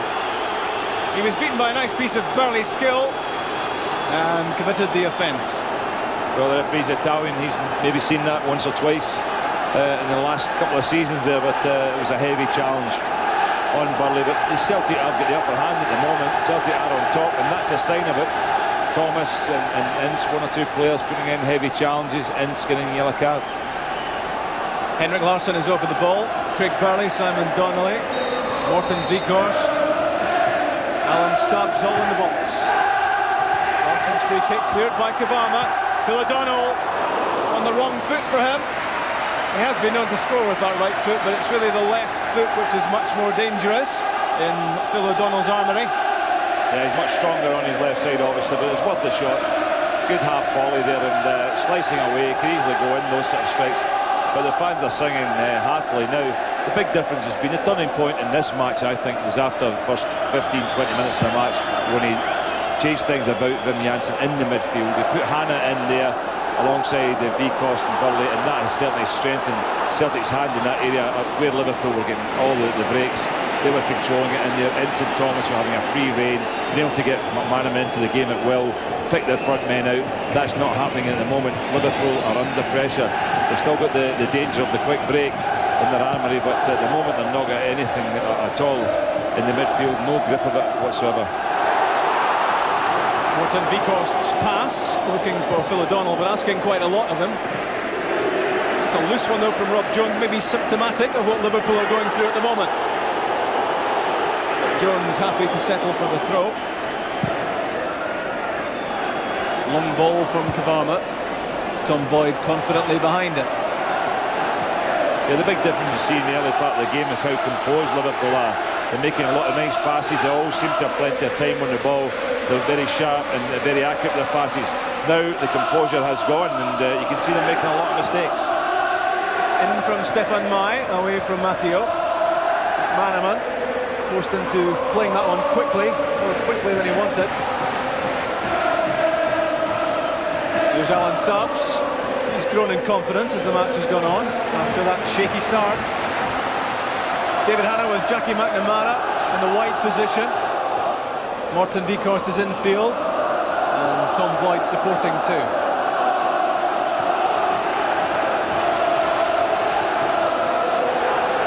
Hannah again, very much involved at the moment. McNamara, the flick finds Simon Donnelly. Always seem to know where each other is, McNamara and Donnelly. Jackie McNamara's attempted cross comes off Dominic Matteo, and Celtic have another chance to apply yet more pressure in what's been a very impressive second half showing from them. Yeah, that was a good control, better play again. Celtic keeping possession, building it going forward, finally getting the corner. Jackie McNamara delivers it. Mark Wright defending it. Simon Donnelly! So close to Celtic's second. That fairly cannon back off the crossbar. Brilliantly struck by Donnelly. He shakes his head in disbelief. He thought that was nestling in the net behind David James. Liverpool saved by the bar. Yeah, the ball swung out. Good touch he takes there. Half volley. Look at that. David James, absolutely no chance. Neither did Rob Jones, who's on the line there. He wouldn't have got anywhere near that either. And that's very, very unfortunate. Inch or two lower, that's in the net. Struck on the half volley by Simon Donnelly and timed perfectly. All David James could do was look at it. Morten Vikhorst header. Jones against O'Donnell. O'Donnell managed to work it forward to Henrik Larsson. Larsson wins the throw off Bjorn Kavama. You can see in the urgency that Celtic want to get the ball back into play, the change that goal has brought, and their performance also in the second period. Paul Ince's header, but Henrik Larsson was there. Simon Donnelly claims for a penalty kick. Not given. That looked to be a decent shout there for Simon Donnelly. Went crashing down under the tackle from Bjorn Kavarma. Liverpool countering meanwhile.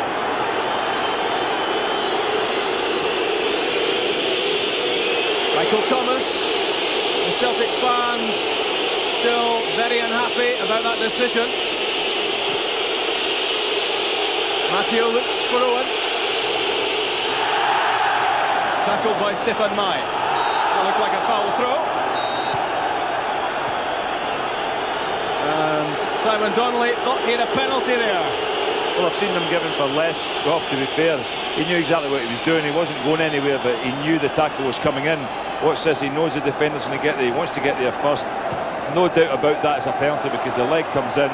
He's brought down. Simon Donnelly is playing for it, but that doesn't make it any less of a penalty. And I felt he had a really good case there.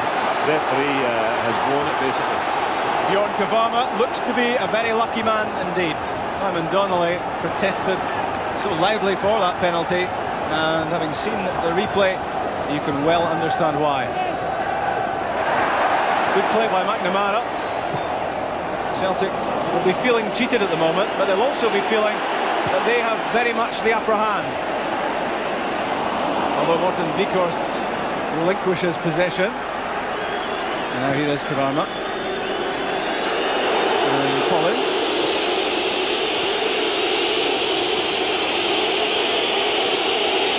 Matteo. Well, I think every Liverpool player now has become a target for the Celtic fans.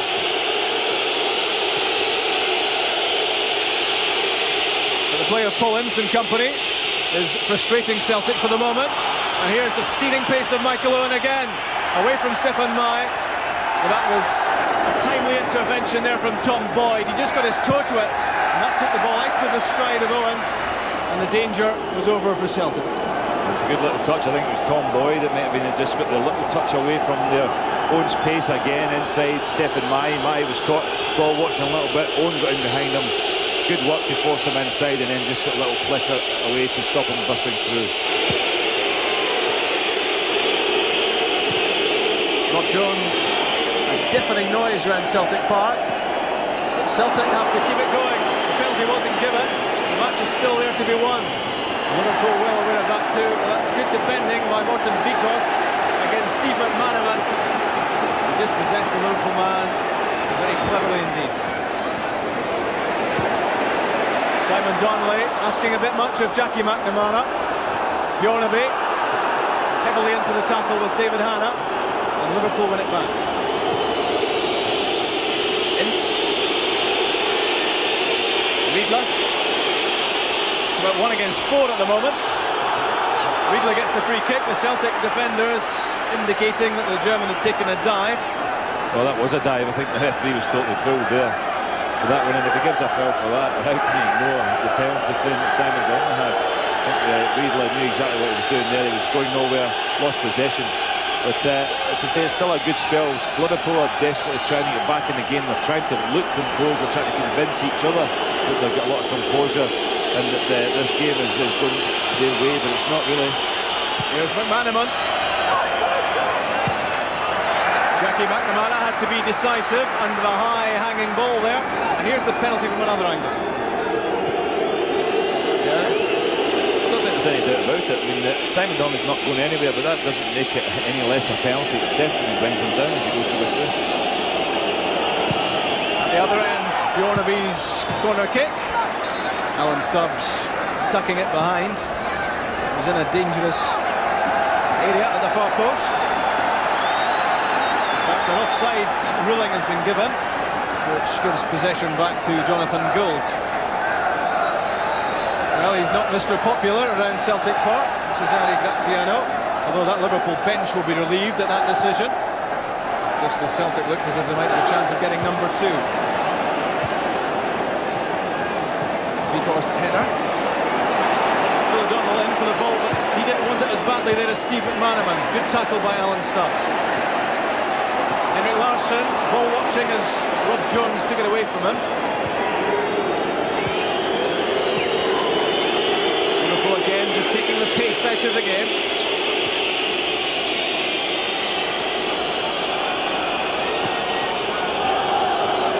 Manaman has Paul Ince available. Here's Michael Owen. Trying to get in behind Stefan Mai. Well, he did that, but the cross was disappointing. Yeah, terrific work with the youngster again. A super run to take the pressure off Ince, who didn't really have a pass on until Owen made that little burst wide. And he did really well too, because he stopped, he slowed down and made the little burst again in order to get himself the space to put the cross in, but he didn't make a very good job of it. Good control from Owen, and gives it to Ince, and now McManaman. Thomas alongside. Steve McManaman again. He was the subject of a transfer bid by Barcelona, £12.5 million, which eventually fell through. Jones looking for Owen. Too much pace on the pass, and Jonathan Gould was always favourite. It's well done by Henrik Larsson. Kept his eyes fixed on the ball. Jackie McNamara with David Hanna available to him. Now the Swede, Henrik Larsson. McNamara again. Donnelly's in the middle. Phil O'Donnell getting there. Second chance for McNamara. And for the second time charged down by Dominic Matteo, but Celtic do have a corner kick.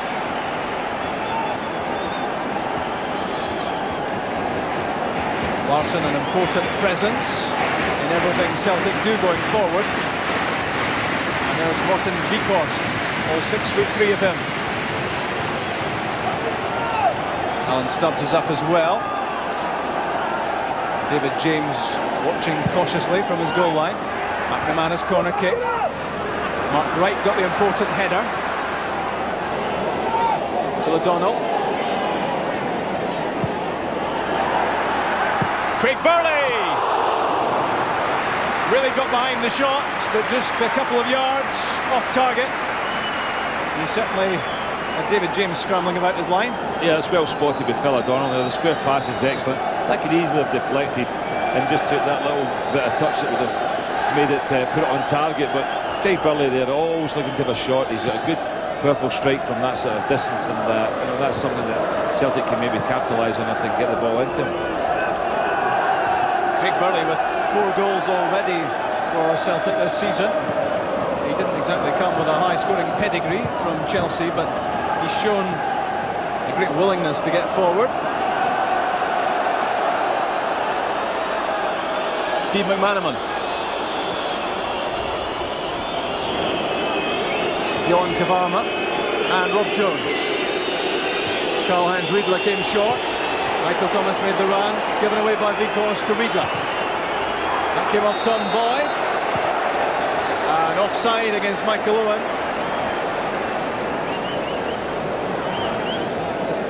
Yeah, Riedler very prominent in the early part of the game, but has definitely fallen out of the match as things have got tighter and tighter. He hasn't been able to bring other players into play. And you just wonder whether Liverpool might make a change there and take him off and bring on the more free-flowing Patrick Berger, who can run with the ball and take the pressure off him a bit, because Riedler isn't really taking the pressure off his midfield at the moment. Larsson trying to get in behind Kavarma. There's a fair bit of shot tugging going on between the two. Larsson still has it. Just too much on the cross for Simon Donnelly, and away from Bjornaby. That was good play by Henrik Larsson. It was a really physical tussle that with Kavarma, and the Swede came off best. Yeah, he's a very strong player. He's not the tallest, but physically powerful. He wins tackles, he goes into strong challenges. In that case, he held off a much bigger man in order to put in a cross. No takers in the box though, but you've got to say Larsson's had a very, very good match for Celtic. Another solid performer, Craig Burley. Simon Donnelly's flick almost finding Larsson. Michael Thomas, he spotted Steve McManaman well there.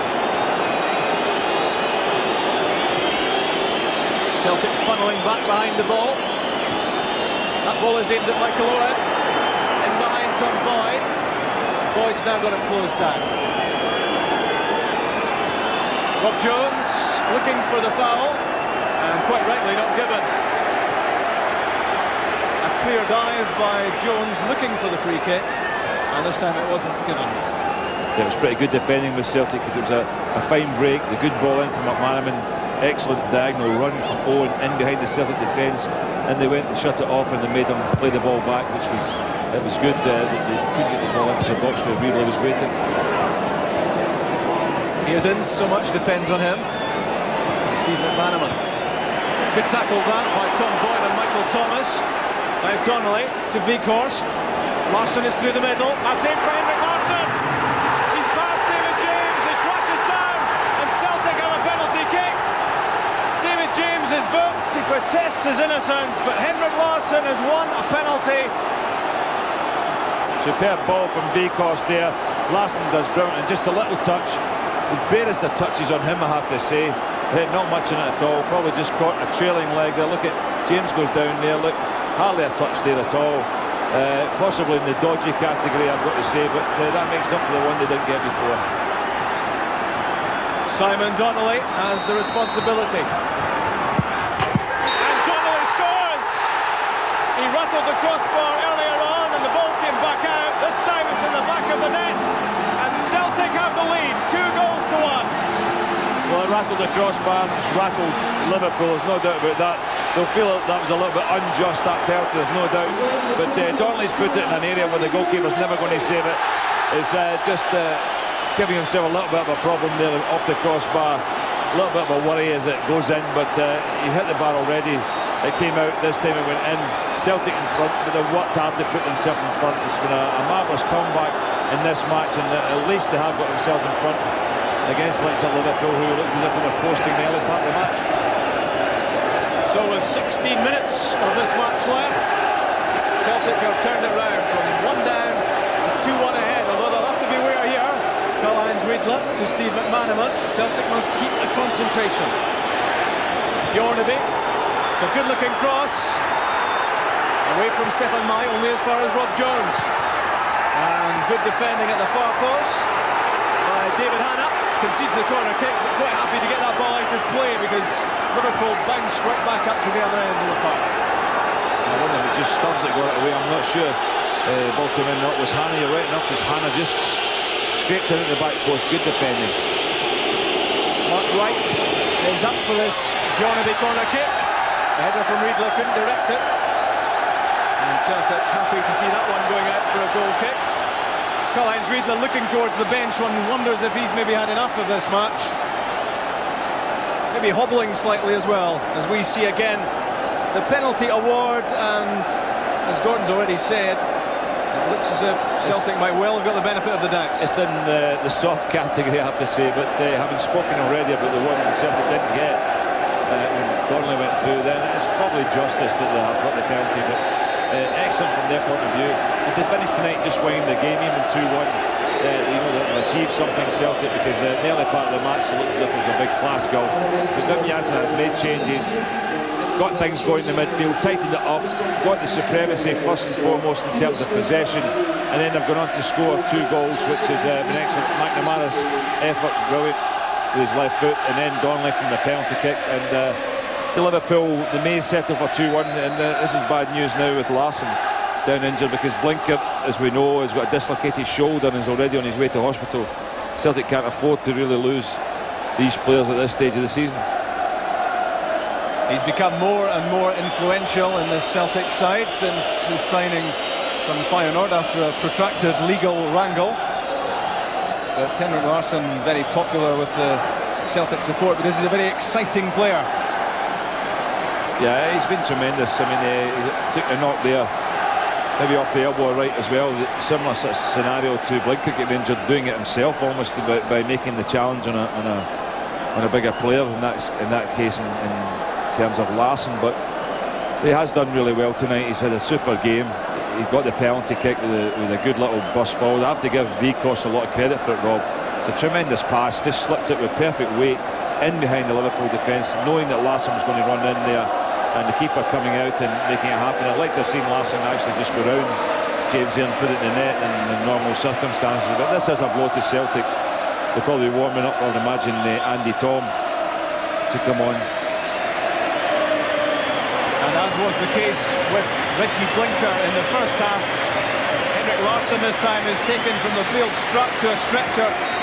What the indications are maybe of cracked ribs, something of that variety, but it certainly looks like it's causing Henrik Larsson a fair bit of pain. And Celtic will want to make a change and get somebody back on very quickly.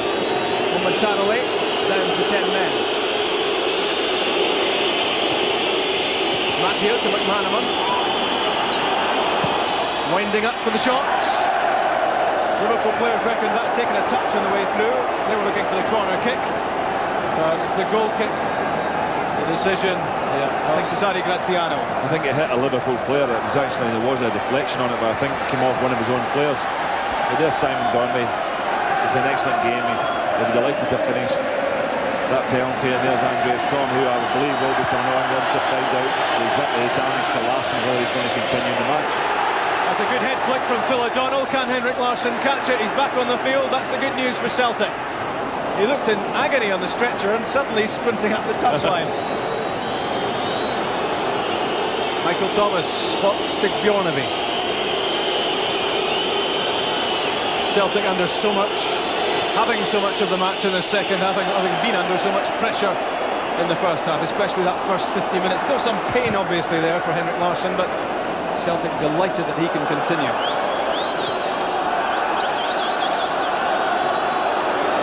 Here's Kavama. The ever-willing running of Michael Owen. Looked like a nudge there by Stefan Mai. And it was spotted. And he concedes a free kick. I think he's getting a free kick.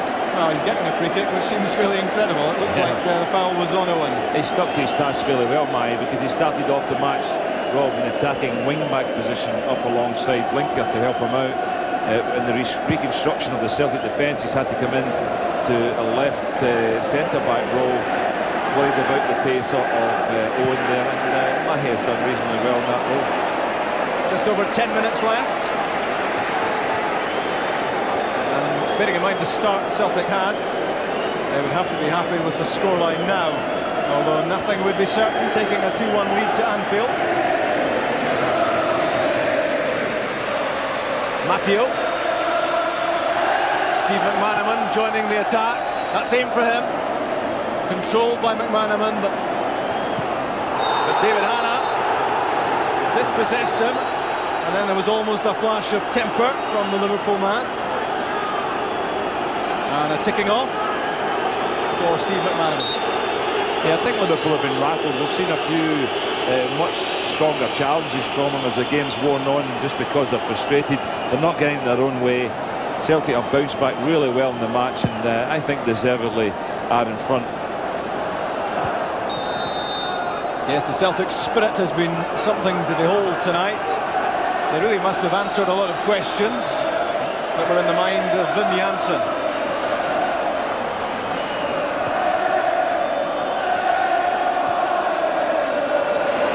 Here's Bjorn Kavama for Liverpool. Collins makes the run. Stefan Mai, dispossessed by Ince. Rob Jones collects it. Quickly whips it in. Michael Owen, that was aimed for Riedler. McManaman was there, but David Hanna got there first. McManaman again.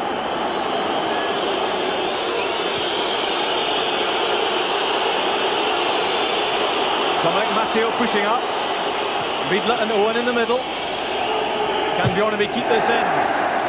Well, what he did was win a corner kick off Jackie McNamara.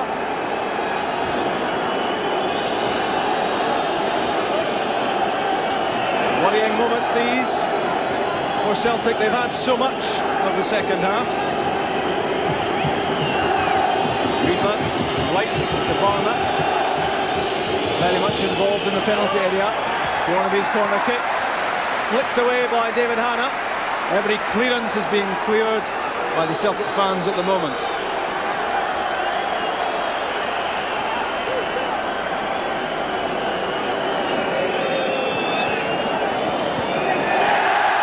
And that may be symptomatic of what Liverpool are going through. They looked so cool, so composed, so commanding early on, and now just touches of disarray about their performance.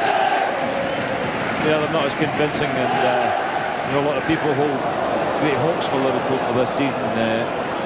a few of the top managers feel they will win the championship, but I haven't seen enough of them as the game's going on. Once Celtic got organised, Liverpool have not been the force that they were in the early part of the game.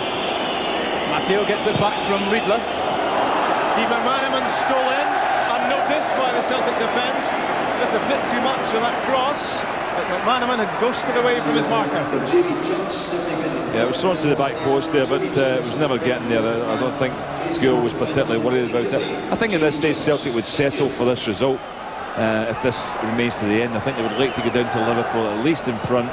They've also shown that they can handle a team of Liverpool stature, come back from a goal down and win the match. And I think from their point of view, then it's very, very promising. Celtic are beginning to realise how to win, and they're getting into that winning habit. This will be, I think, the 5th win in a row, and that's getting to be some impressive form. Tom Boyd with the free kick. Kavarma's clearance only going as far as Larsson, and he gets it back from Phil O'Donnell. Good possession start, well it was, from Celtic. And now they've given it back to Liverpool. That never the best of ideas. Matteo with Bjornaby on the touchline, and McManaman. Simon Donnelly getting back to do some tackling, but all he does is concede a free kick. There'll be some tired legs out there. It's been a fast-moving tie.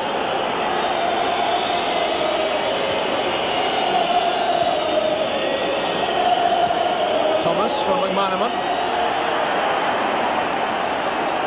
Almost everyone now behind the ball for Celtic.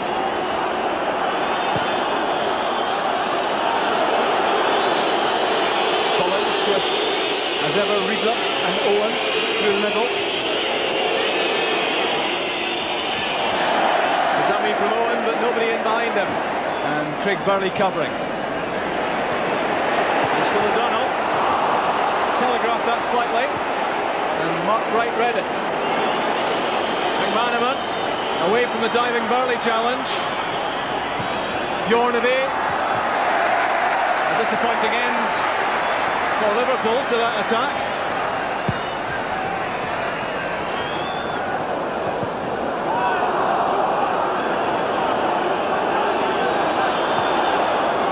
There's McManaman, 5 minutes of the 90 left.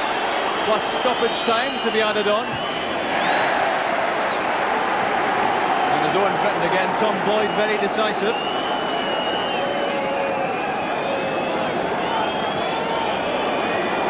Steve McManaman, Celtic will see him as the big threat in his closing stages. He the man who could well supply the front two of Owen and Riedler, and we know what they can do. Lapse on concentration from Michael Thomas. He lost the ball under his feet. Stefan Mai was in the way, and Simon Donnelly knocked it down for Morten Vikhorst. Vikhorst looked as if he was taken late by McManaman, and Celtic get the free kick. Next bit of football there. Donnelly has been excellent in his touches up front, mainly playing a lone role there with Larsson coming deeper and running wider. And he's linked up well with his front, with his midfield players coming through to join him, Burley, and in particular Vikhorst, I think, who's in an excellent game tonight, showing a lot of strength, a lot of composure in the ball, very much involved in the goal. David Hanna, and all the way back to Jonathan Gould. The spectre of Stuart Kerr's return hanging over Jonathan Gould, but he's looked solid enough, and he'll be desperate to hold on to his place. The header won by Mark Wright, but straight to Craig Burley. Simon Donnelly. Burley pushes on. Nice ball for Henrik Larsson! Saved by James and away from Kavarma. The construction of the move was superb. And in the end, the huge figure of David James stood in the way. Celtic still have it. They really have been very incisive, Celtic. Yet again they cut through. That time the intervention was by Mark Wright. In for Owen. McManaman with Jones on the outside. O'Donnell misses the tackle. Away from Burley as well. It was a meandering run, but it didn't really do too much damage to Celtic. Ince, McManaman and Jones looking to deliver this into the box. It's a poor one. And Vickers clears for Larsson. Did well against Kavama. A lovely back heel for Phil O'Donnell. Phil O'Donnell, full of energy. Not the best of crosses. No, I was going to say, Robbie really wanted to keep going there. That's what I'm sure his teammates want him to do. Just run the ball into that corner, bring all the Liverpool players back, waste some time, but by throwing it into the box really is just giving it away and giving Liverpool an opportunity to come back at Celtic, because Liverpool are certainly stepping up a little bit in these remaining minutes to try and get forward, but it's a great opportunity before. Good play with Burley, good driving run from the midfield to set up Larsson, and it was unfortunate the shot was straight at the keeper. Less than 2 minutes of the regulation 90 remain, plus what is added on for stoppages. But really it's been Celtic who looked more likely to add to their scoreline. Cut back from Hannah. Kavama in the way. It was aimed at Larsson. Sloppy defending from Liverpool. And Celtic very nearly made them pay again. Finally away from Bjornaby. It's not the best of defensive headers from Tom Boy, but it's well won back. Good control from Simon Donnelly. Henrik Larsson's in the middle. Craig Burley's getting there. Larsson tried to flick that one on for Craig Burley. Didn't quite come off. Another breathtaking attacking move. I'm talking about breathtaking. Pace of Steve McManaman. He's away from Stefan Mai. And McManaman has scored! 30 seconds left of the regulation 90. And McManaman breathes new life into Liverpool. Well, that's stunning. What an absolutely fantastic goal. Pushing it wide to start with. Look at leaving players in his wake. Nobody can catch him there. Away he goes. He goes at Mai, inside him. He's onto his left foot now, he's under tremendous pressure, but what a brilliant finish. I mentioned before, scoring's not really his forte, doesn't score as many goals as he should, but that is top drawer finishing there. What a burst away. It just looks as if Celtic maybe going to get a third goal, put this game really in the high for them. 2-goal lead taken to Anfield, suddenly find themselves in a 2-each draw. That is a tremendous blow to Celtic, but you can take nothing away. When you see a goal of that quality, then you just have to hold your hands up and say we accept it, because that was fantastic striking. So just as the Celtic fans were poised for celebration, they were silenced by that spectacular Steve McManaman goal.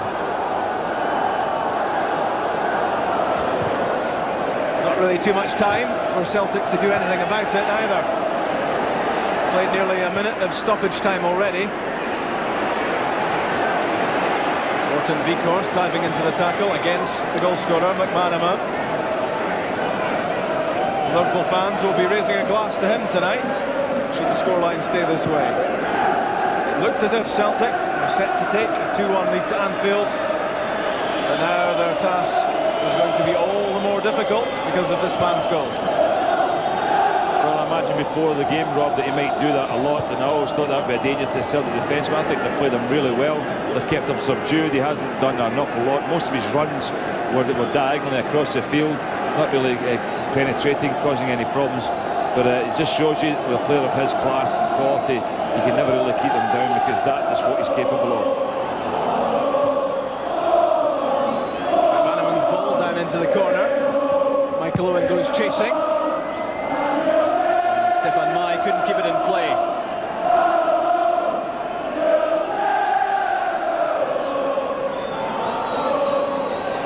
Well, the Celtic supporters in good voice, and these Liverpool fans celebrating a result which, with a couple of minutes left, they didn't think was possible. But with Steve McManaman in your team, anything's possible.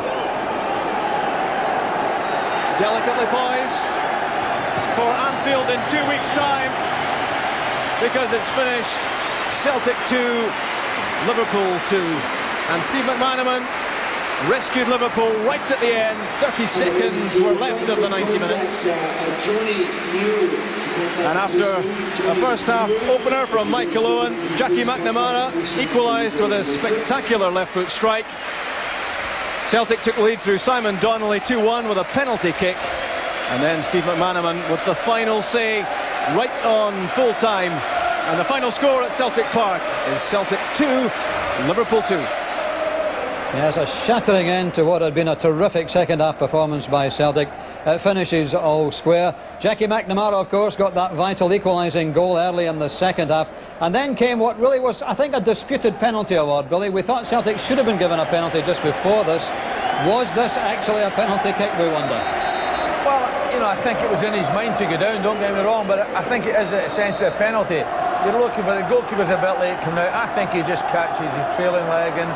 But it was no more than Celtic deserved at that time. They had done so much. They should have had a penalty earlier in the game, earlier in the second half. But they had a tremendous second half. To me, I was tempted to say this is a day when Celtic have come of age. Yes. And lo and behold, they lose to an incredible goal. Yeah. Gary, the equaliser from Steve McManaman, a wonderful goal, but what a blow it was at the time it came. Yeah, I mean, he's ran 67 yards with the ball at his feet, and what a finish. Billy and I were slagging him off a little bit about being a bad finisher, and then he goes and does that. It just proves you all wrong. Fantastic effort, and really they got out of jail a little bit second half. Liverpool, you have to be honest. Celtic played ever so well and deserved something out of the game, a little bit more than maybe a draw. Yeah. But it all adds to a great exciting game down at Anfield in a couple of weeks' time. Brilliant. And after that second half performance, Billy, Celtic can go down there with the knowledge that they can certainly still win this tie. Well, the lovely thing was they got better as the game developed. Oh, okay, they lost that second goal, which denied them a victory I thought they were entitled to. But the one thing they did prove is that they can get in behind Liverpool's defence. Liverpool, how they'll handle the second leg will be interesting. And there'll all be chances for Celtic, who knows. All right, thanks very much indeed to Billy and Gary. Quickly before we go, let's take a look at tonight's other results then. Atletico Madrid and Leicester drawing 1-1. Bordeaux 0, Aston Villa 0. PAOK Salonika 1, Arsenal 0, and the most important one, I suppose, from the Scottish point of view, other than tonight's match at Celtic Park, Rangers have gone down 2-1 to RC Strasbourg. 2 penalty kicks, both scored by Baticle. So it's a 2-all draw for Celtic, a 2-1 defeat for Rangers in these first leg ties in the UEFA Cup. But this really has been a night to remember here at Celtic Park, a game which virtually had everything. Liverpool going ahead early on, Celtic equalising at the start of the second, then going ahead, dominating the match, and then back coming Steve McManaman with that killer equaliser almost on the final whistle. It's only half-time. Part 2 to come at Anfield in a fortnight. In 2 weeks' time. The match had been labelled as the Battle of Britain. The Celtic Park clash certainly fulfilled all expectations. The Celtic fans were vocal indeed as Liverpool entered the noisy cauldron of Celtic Park. But the Anfield side were not intimidated and they stamped their authority in the game with this goal from Michael Owen in the 6th minute. But we tried to play very concentrated from the start. Still they make one goal, and we were the first 15 or 20 minutes we had a problem after this, but I think we started to play again in our shape, and then we started to play better and better. Celtic started to apply the pressure in the second half and equalised with his brilliant goal from defender Jackie McNamara in the 53rd minute. And then in 74 minutes, Henrik Larsson was awarded a penalty after this challenge from Liverpool keeper David James. It was Simon Donnelly who took responsibility, his powerful strike putting Celtic 2-1 ahead. I think we've done ourselves a bit of justice in the second half. We didn't really perform first half, but we'd have been a wee bit more pleased if we'd taken a lead down to Anfield. So there's a wee bit of disappointment, but we're full of hope and confidence. I think we can get a result down there. But just when the match was almost over and Celtic were about to savour the victory, Steve McManaman ruined their celebrations. In the final minute of the game, this determined solo effort gave Liverpool the equaliser and 2 valuable goals away from home. We'll have to be satisfied with that. I mean, obviously we'd like to go away with the victory, but I don't think on the night we deserved it. I think Celtic certainly deserved something out of the game, and we'll be quite satisfied with the draw. It's nice to get a goal. It was just, I think the fact that it was such a big occasion and the fact that we got a draw out of it, a potentially difficult tie, I think that was the main thing. Second leg, it'll probably be the, like the derby atmosphere it was here, great atmosphere. And, I think there's the Celtic fans, I think there's about 3,000 of them will be able to sit at Anfield by the time the stands open. And it should be a great atmosphere like it was today. And Kilmarnock's European Celtic show 2 changes after the UEFA tie with Liverpool. Mark Reaper and Andreas Tom are in for David Hanna and the injured Reggie Blinker. Aberdeen welcome back Bulgarian Zanko Zvetanov, but Paul Bernard has failed to make it. There's the informed Simon Donnelly, who's managed 7 goals in 9 appearances this season. He also has a fair record against the Dons, with 3 strikes in his meetings with them. Stephen Glass returned recently from injury and is set to play a big part for Aberdeen in the months ahead. His contract expires at the end of the season, but the Dons will make him a big offer to stay. The referee is Bobby Orr from Kilbarchan. Aberdeen's last Premier Division win over Celtic here in Glasgow was 4 years ago this month. A 1-0 win, the scorer Miksu Patalainen. Shows you how long ago it was. In fact, the Dons have won just once in the last 13 Premier Division meetings against Celtic here in Glasgow. So they have it all to do this afternoon against this informed Celtic side. Celtic unbeaten in the last 6 matches. They've scored in all 12 games so far, and this after losing their opening 2 league games. So the crowd played a big part the other evening, and the Celtic players will be hoping to get the same backing again this afternoon. Aberdeen, after a fairly indifferent start, well, they reckon they're turning the corner. They're certainly going well in the League Cup, and a very spirited performance from them at Ibrox last week. But here's Tom Boyd now for Celtic, through for Beekhorst. Now it's Donnelly. Tom's just ahead of him. Larsson's right through there, and that's good goalkeeping by Jim Leighton.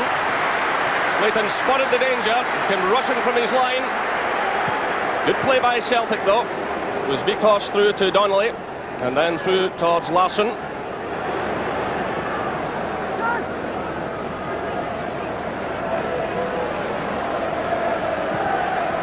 Through by Stubbs to McNamara. Boyd to Beekhorst. Another good ball through to Andreas Tom. Joe Miller's with him. It's Andreas Tom, and it's swept away there by Brian O'Neill. Well, certainly Andy Tom carrying a threat down that left-hand side. Joe Miller went with him all the way, and it was Brian O'Neill who scrambled it away. Played through by Rowson to Newell. He's quickly closed down though by Stubbs. Here's Beekhorst. He's well challenged though by Rowson. Stubbs followed up well though. Here he is again. Through now for Donnelly. Larson's ahead of him. Burnley started their run, so too is Andreas Tom. Excellent challenge going in there from Gary Smith. Well, once again, good build-up play by Celtic. Lovely ball from Simon Donnelly, and Gary Smith did ever so well against the threat of Andreas Tom. Stephen Glass. Good ball through now for Dodds. That's an excellent ball, and it just doesn't break for Aberdeen. Jonathan Gould certainly did his job. Mike Newell was coming in support, but that was an excellent ball through from Stephen Glass to Billy Dodds. The keeper did well, and it broke kindly then for Celtic. Played off by Newell, picked up by Dodds. Jackie McNamara reads that one well. It was aimed out towards Stephen Glass. Returned by O'Neill. Picked up now by Burnley. Looks on here for Celtic. Andreas Tom's away down the left-hand side. Donnelly's through the middle. Larsson's there as well. Jackie McNamara's arriving. Again, it's the pace of Andreas Tom. Right across goal. And the goal kick is awarded. Well, you can see Tom pleading with the referee, saying that he was impeded here. Again, a great burst of pace, and grounds there perhaps for a penalty kick. There was certainly a bit of holding going on. Henrik Larsson, challenged by Billy Dodds. He's got the free kick.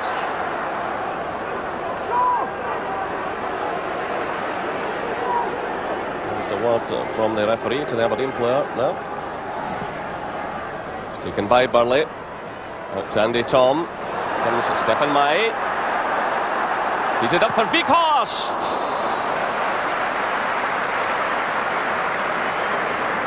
Good play there by the Frenchman.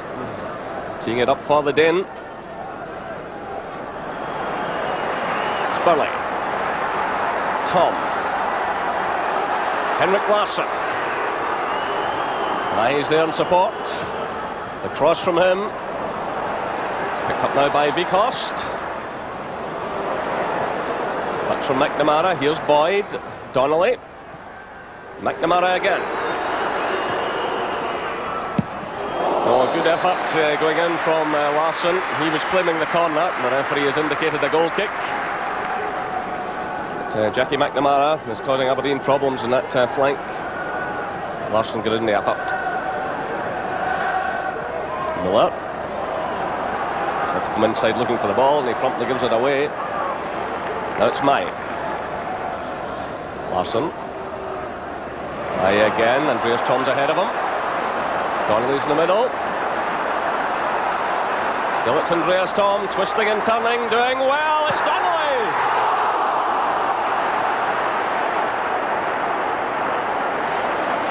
What a chance for Simon Donnelly. Well, on most occasions this season, he's responded in situations like that. Great play by Andreas Tom. And from virtually the penalty spot, he knocks it wide.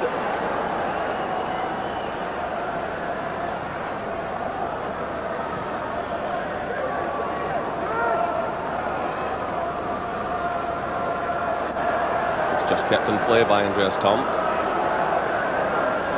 I just wonder what the exertions of the other evening have taken out of Celtic, but certainly Andreas Tom has come back in fresh this afternoon. Well, maybe a use of an arm there by Donnelly, but he plays it through now to Larsson. And Celtic take the lead. With 26 minutes played, it's Henrik Larsson, his 4th goal since joining Celtic.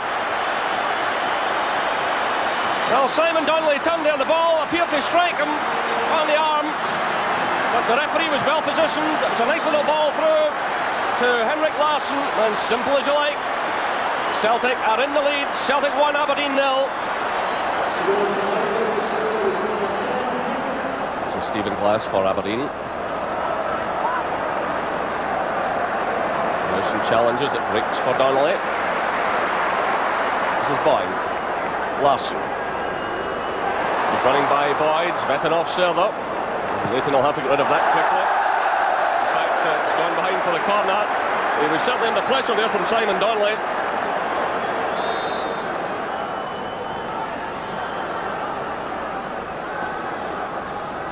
Again, it's Andy Tom. And the header from Reaper. Well, he's certainly relishing coming forward for these set pieces.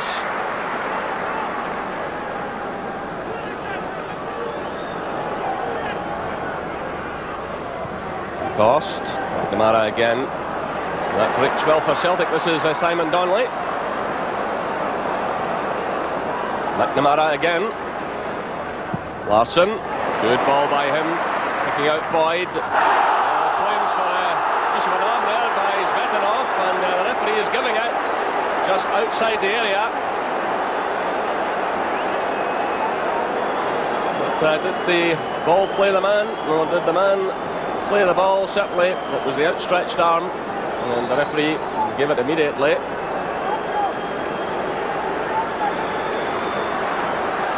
So another opportunity here for Celtic. Jim Leighton gets things organised. It's Henrik Larsson who's over the ball. The Dons can't afford to lose another one here.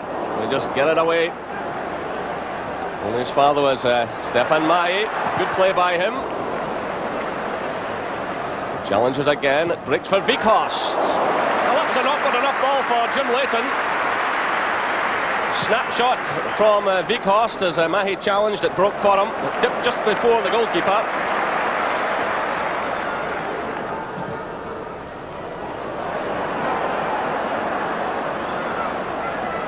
Again, the defending, none too convincing. This time it was Ingles. It's played through by Larsson. Jackie McNamara is really in the wars, and he's got the corner kick.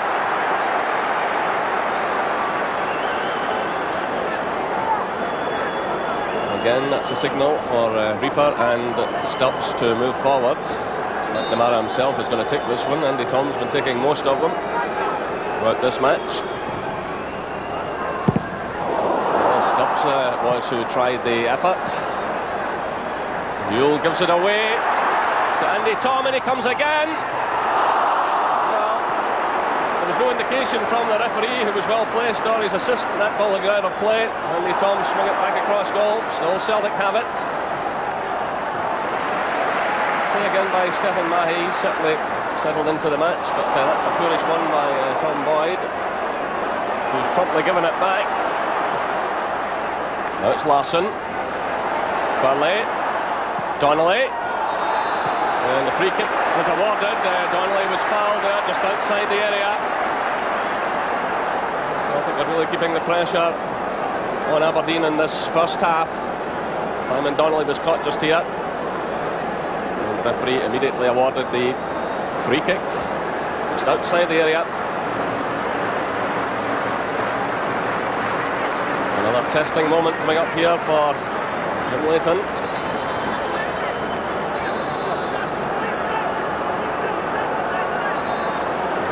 Larsson goes over the ball. The referee is telling the Aberdeen defenders to move back just a shade.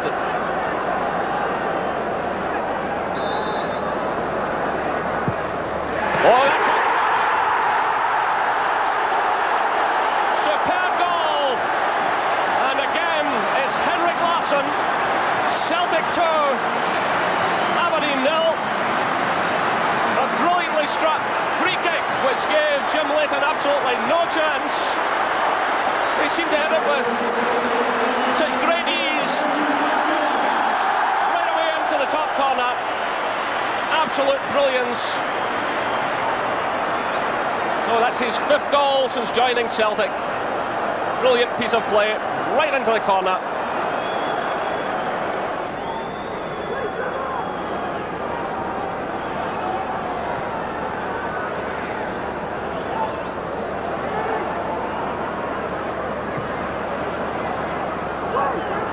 Laid off by Newell, picked up now by Miller.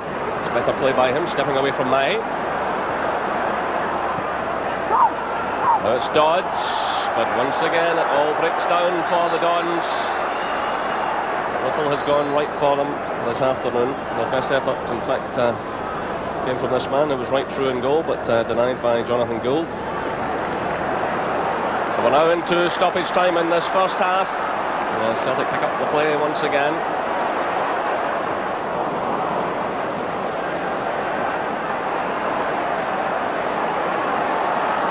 Miller, who emerges with possession.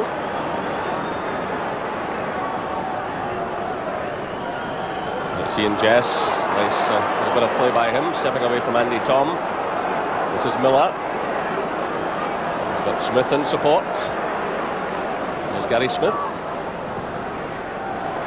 And that's behind for the corner. So the referee has checked his watch and checked with his assistants. Final seconds ticking away. Once again, Brian O'Neill comes forward.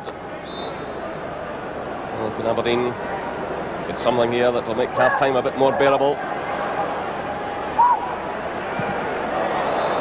Not the best of clearances by Stubbs, but the whistle sounds.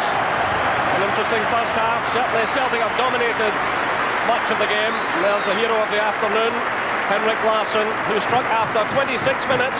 Simon Donnelly got possession. As he turned the ball, appeared to strike him in the arm, but the referee allowed play to go on, and he slotted it through to Larsson, who picked his spot in the back of the net. Then after 38 minutes, an absolute gem. Larsson stepping up and curling the ball away beyond Jim Leighton.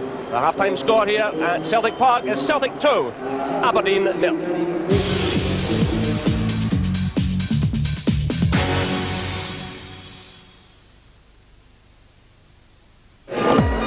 But talk to that guy about diesel engines. Odds, you go for a boil in the bag.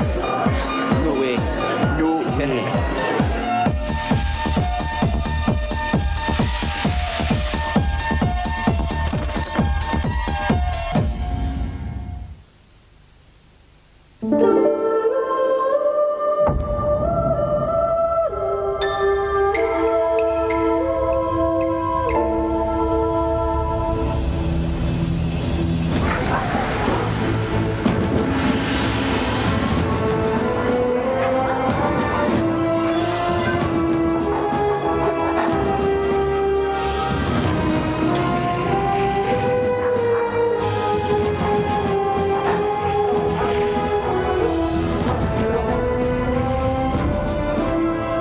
There are times when being fast on your feet can really make a difference. At Cheltenham and Gloucester, we know the value of staying one step ahead. Because we're quick to react, we get things done. So you can get where you want to be. For investments, for mortgages, Cheltenham and Gloucester, run to make you richer. My son Declan is much happier when he feels something soft against his skin. And because he wears his nappy 24 hours a day, it ought to be soft too. That's exactly why I love these Pampers Premiums. Pampers Premiums with Soft System, wrapping baby in softness inside and out. Outside it's got a waterproof cover that feels like cotton, and inside it's got a lovely soft stretchy waistband, and like all Pampers it keeps his skin dry. And with the Ultra Plus core, nothing keeps your baby's skin drier. If Declan could choose, he'd go for softness every time. Pampers Premiums with Soft System, the softest Pampers for drier, happier babies. There's something amazing going on at Boots Opticians. A quite unbelievable half-price frame sale. A sale that all Boots brand frames want to be in. A sale so good, even designer frames want to be part of it.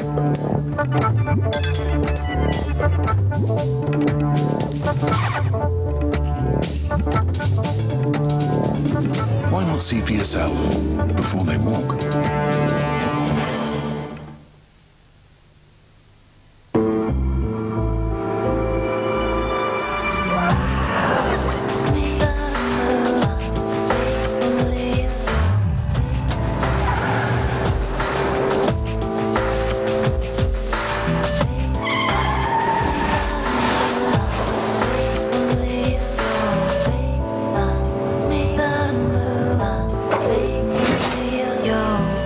From Toyota, the most desirable Corolla ever.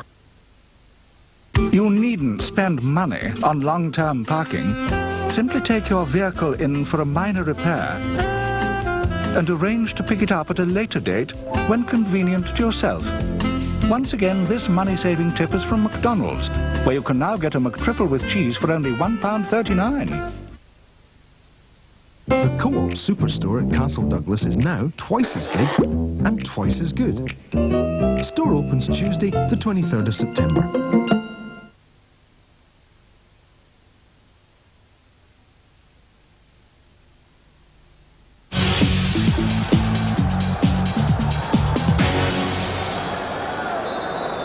So Celtic kick off, looking for their 7th shutout in 13 games.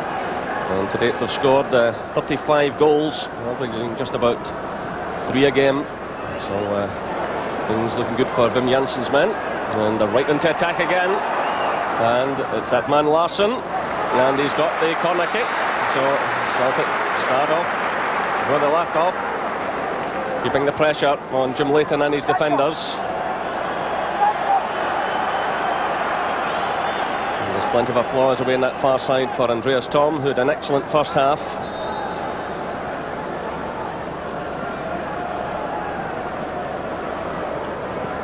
Stubbs is up there again and Reaper, but the Dons get it away.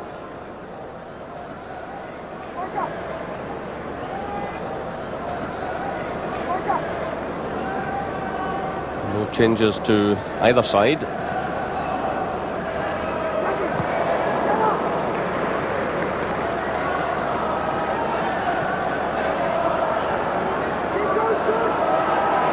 Joe Miller. No doubt Roy Aitken had plenty to say about that first half performance. We'll be expecting a lot more from the Dons after fighting back so well last week at Ibrox.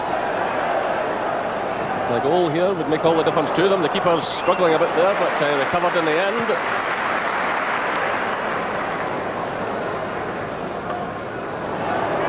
And Jess, Aberdeen will be really looking to him in this second half to create something for them. This is Rowson. Jess is in support again.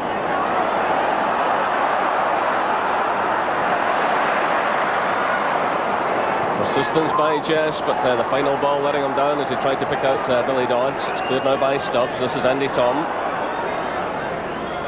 Through for Larsson. Thom keeps the run going. Good play again by Andreas Thom. He's looking for Simon Donnelly. Still it's Donnelly, and it's behind for the goal kick. It was John Ingalls who did just enough there. But delightful play again by Andreas Thom. He was in right at the heart of that move, kept the run going, and supplied the ball for Simon Donnelly.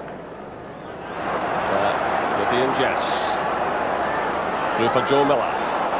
This is more promising by Aberdeen, but Reaper's there. It's Miller again. Aberdeen looking for the goal that will bring them back into this game, but through for Joe Miller. This is more promising by Aberdeen, but Reaper's there. It's Miller again. Aberdeen looking for the goal that will bring them back into this game, but £600,000. The transfer has been registered with the Scottish League, and the 21-year-old who can play in defence or midfield will feature against Falkirk at Brockville. And that Brockville game is one of 4... Celtic lost to Rangers last Saturday. Their second Old Firm is a true grit about Celtic this season. Yeah, I think so. I think the last time we've experienced like this type of performance was 88, when it was like the last 5-10 minutes we got a lot of goals, and again at Brockville and at Kirkcaldy earlier in the season it was the last 10 minutes we got the goals. It was constant pressure last night at Brockville, and it was very pleasing the way the lads stuck at their task and went on there, and they got just desserts. They got the goal, they got the winner late on. No one enjoyed the Falkirk win more than Celtic new boy Jackie McNamara. Signed for £600,000 from Dunfermline just in time to play, he says the big move holds no fears for him. It's not frightening as much, just hope to do well for Celtic, establish myself in the first team, regular game. If not frightening, exciting with the big games coming up? Yeah, it's exciting. I mean, every game will be exciting, especially playing the stadium. It's unbelievable the size of it. McNamara follows Thom and Hughes as Tommy Burns signings. More moves in the transfer market are expected in the next week or two. Tony Mowbray has completed his £300,000 transfer from Celtic to English First Division Ipswich. Mowbray is expected to make his debut in Saturday's match against Wolves. Manager George Burley described him as a professional in the Terry Butcher mould. Golf and Scotland. Parkhead boss Tommy Burns has admitted his interest in the player, but United's manager Billy Kirkwood says McKinlay will be in the Tannadice squad tomorrow. Meanwhile, Kirkwood himself has strengthened his... Celtic, he had this to say. As you say, speculation, so you lads are paid for speculation, I'm not. Kirkwood says McKinlay is in United's squad for tomorrow's game against Dumbarton. But Celtic manager Tommy Burns confirmed this afternoon the Parkhead club was still inquiring about the Scotland internationalist. It's basically just a lot of hearsay, whatever. If we get a player here, then we'll be certainly delighted to go and show the world the players that we've signed. You would concede though at this stage an inquiry about the player has been made? I would concede that, yes. Tonight, McKinlay's transfer to Celtic is in the balance. It could fall through because the club and player have failed to agree. Barton tomorrow, despite growing speculation that he'd be a Celtic player by then. Clearly the Scotland midfielder won't be at Tannadice much longer, but this afternoon all that Celtic manager Tommy Burns would say was that he'd made an inquiry about McKinlay. A report from Chick Young explains. Paul McStay hasn't recovered from injury, nor have Tosh McKinlay and Phil O'Donnell, so Jamie McQuilkin continues at left back, with Jackie McNamara making his home debut on the right. The Celtic shape is now well established, 4-4-2, with Donnelly and McLaughlin wide and Grant and Collins in the centre of midfield, and Hughes and Boyd the central defenders. Partick Thistle manager Murdo MacLeod has made a couple of changes from Wednesday night's draw with Kilmarnock. Kevin McKee and Andy Gibson are out, with Ian Cameron and Tom Smith the replacements. Look for 3 central defenders and 2 wing backs who can make a 5 when required. The midfield will be busy with Rod McDonald the spearhead through the middle for hitting on the break. It was a dream come true in midweek for 21-year-old Jackie McNamara, who followed his father as a Celtic player after his £600,000 transfer from Dunfermline. A key man for Thistle will be 33-year-old international goalkeeper Nicky Walker, who brings vast experience gained with Motherwell, Leicester, Rangers and Hearts to the Thistle cause. And the referee this afternoon is Andrew Waddle from Edinburgh, who completes 7 years with FIFA this season, going out on the age rule. It's his 18th season as a Grade 1 official.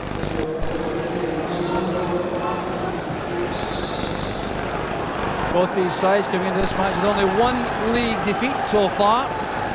Thistle losing to Wraith Rovers by 3-1 a couple of weeks ago. Celtic losing in the league to Rangers by 2-0 last week. Well, there's a marked difference in the positions in the league, though, with Celtic having 13 points and Thistle only 7. And that reflects the number of victories Celtic have enjoyed. 4 against Wraith Rovers, against Thistle 1. And Thistle have had 4 draws.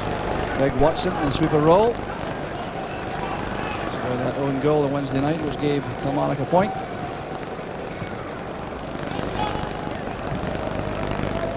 So at the start of the match, a tactical battle. Murdo MacLeod, the Thistle manager, back to Celtic Park for the first time in a Premier League match as a manager. There he is, he's substitute this afternoon. And he will have set his stall out, I'm sure, based on caution. So the Celtic side coming down in terms of age. Youthful fullbacks here, McNamara and McQuilkin, only 21.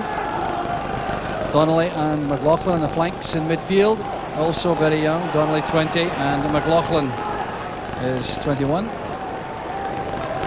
So a new Celtic team emerging. Here's McNamara. With a great welcome from the Celtic supporters. His name was mentioned at the start. Tom dropping deep. Van Hooijdonk through the middle. Donnelly's ahead. Here's McNamara again. Trying to take on Ian Cameron. The ball's holding up there. It's a fine deep cross. Van Hooijdonk is there. The chance is on for the opening goal, and it's wasted by Brian McLaughlin. Well, it was great play by McNamara in the first place. McLaughlin, who overcame his goal drought with 2 against Hearts, had a great chance again. Beautiful cross this by McNamara. Van Hooijdonk spotted McLaughlin, only that straight down to him. Now this was a superb opportunity.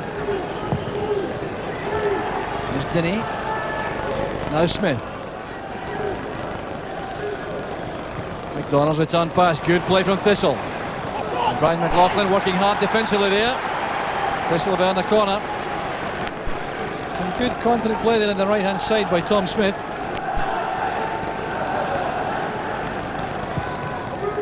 Helped on there to the injury area by McWilliams. That could have been troublesome for Celtic. Well, that was fortunate too for Celtic. Some indecision in defence. Marshall sends it long this time with a little bit of encouragement there for Paddy Thistle. That attack certainly troubled Celtic.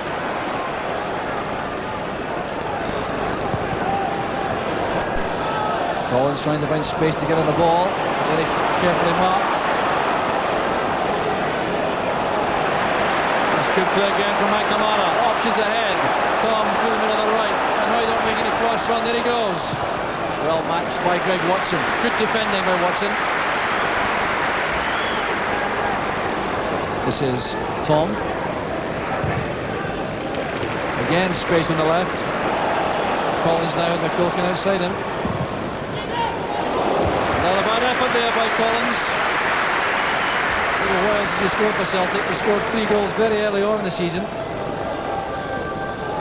And this was struck sweetly, but wide of the target.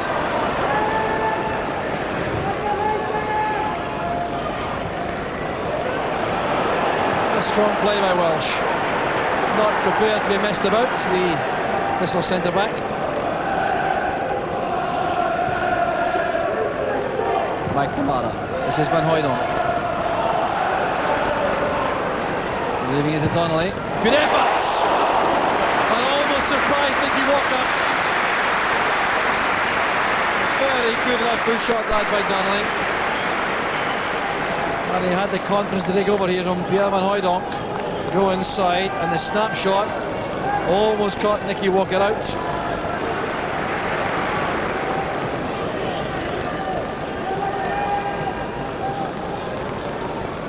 Brian McLaughlin.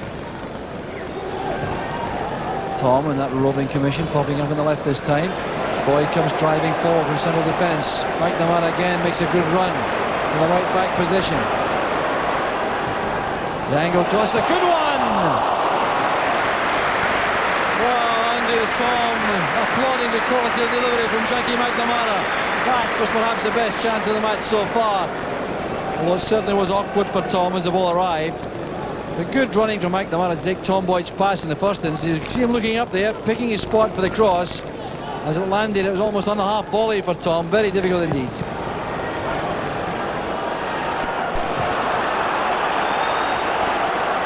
A little bit of restlessness in the Celtic supporters' ranks. Watson's clearance.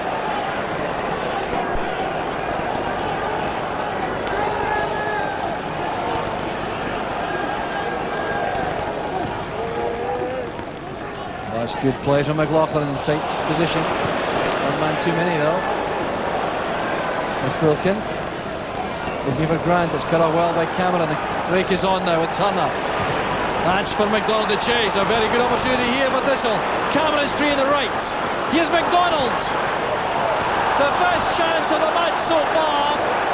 Spun by Rod McDonald. Well, the 29th minute of the game, and an opportunity which Thistle may well live to regret. It was brilliantly set up by Tommy Turner, and he came inside John Hughes. The goal was gaping. He couldn't find the target. A lesson there, without any doubt, for young Jamie McQuilkin. A bit of carelessness in a cross-field pass, and that's what set up that counter-attack.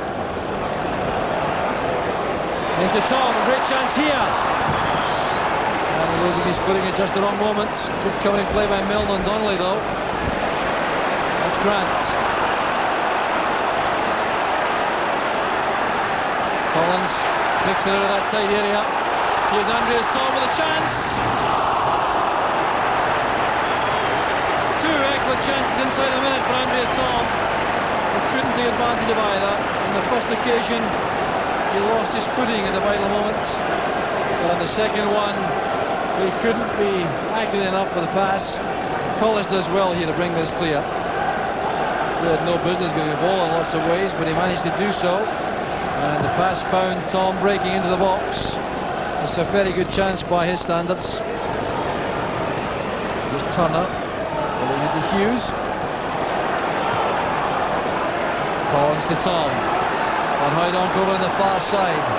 He could be hit now by Tom. Preferred the more secure pass to Collins. McLaughlin careless with the layoff, and now Celtic are exposed. There's so many men forward as Dinny breaks. McWilliams to the right, McDonald on the left. That's for McDonald, and this time the save is made by Marshall. Superb play by Partick Thistle on the counter-attack. One simple error made by Brian McLaughlin on the edge of the Thistle box, and Marshall to pull off an excellent save. Here's Turner again, McDonald is through.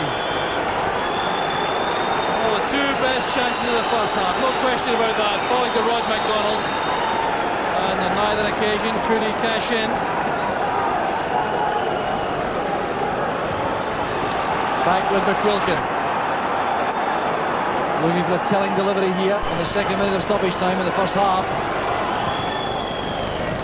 Peter Grant trying to control that. Won by Milne. Boyd did well against McDonald. Headed away by Dinny. Grant looking for Boyd again. Van Hooydonk. Big man trying to turn at the edge of the area. Crowded out in the end by Thistle players. Here's Rod McDonald. Wanted too long in possession there. Hectic piece of play just outside the Thistle box. Bringing the first half to an end. The Celtic supporters not happy, and it could have been a lot worse for Celtic had Rod McDonald not passed up the two best chances of the first half, which was dominated territorially by Celtic. But Rod McDonald had a wonderful chance, 1-on-1 the keeper in 29 minutes, and then another chance which was saved brilliantly by Gordon Marshall. And that's what keeps Celtic on level terms. It really has been a remarkable opening 45 minutes. It's Celtic 0, Partick Thistle 0. Well, a fly in the wall in each dressing room would have been a lot of entertainment, I'm sure. Celtic having so much possession and yet carving out so few chances. A pattern which has evolved in certain games this season. And on the other hand, Thistle setting their stall out to contain and counter-attack, and they passed up the best two chances of the match so far. Rod McDonald over there was the culprit on each occasion, although when I say culprit, I mean in the kindest fashion, because he did extremely well both times to be in the correct position. So the referee getting help from far side linesman there to sort that out and give a throw to Thistle.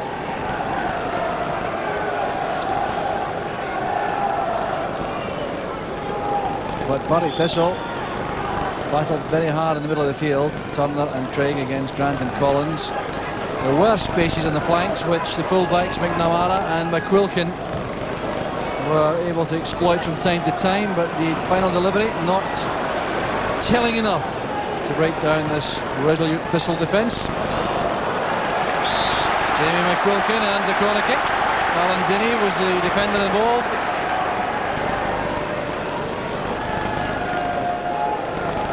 So, another opportunity here. John Hughes arrives in the penalty box. Van Hooijdonk hovering at the edge of the area to make a run for this.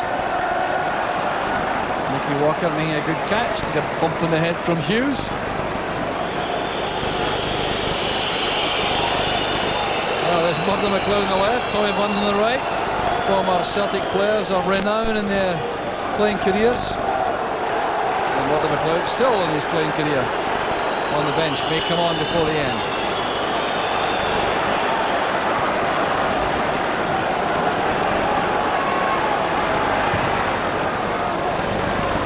Better play from Celtic in the build-up. Here's McNamara.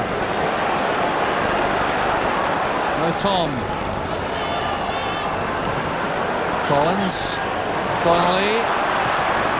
It's a good ball in. There's no one coming in at the far post there. Well, flicked it in beautifully with the left foot there by Simon Donnelly, begging for someone to be attacking the ball in that area. Long, patient build-up this from Celtic. Collins working it wide for Donnelly. Too far out for Walker. McLaughlin looking for Collins. That's well read by Watson once again. Cameron tackled strongly by Grant. Here's Collins. Now Tom. Space on the far side for Donnelly. Very good work by Milne. Quick in the recovery, fine tackle, turning it away for the corner. Former Hibs man, doing well there, number 3.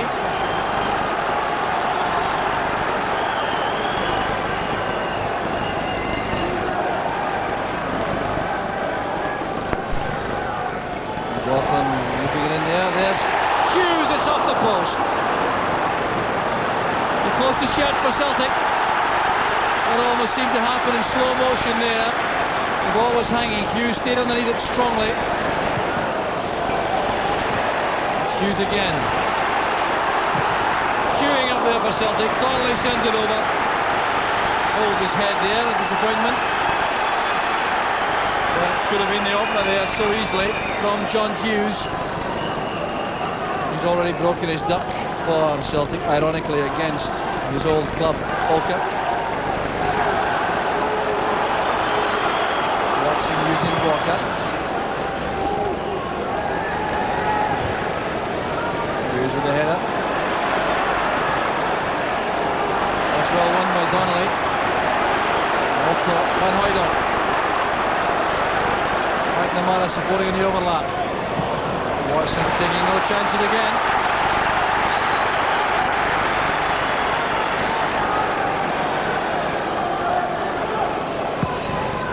Laughlin's corner, a good one, up goes Hughes again! And a great save there by Walker from Tom. Good anticipation shown there by the keeper. And once again, John Hughes posing a problem for the Thistle defence. Tom trying to turn that into the corner.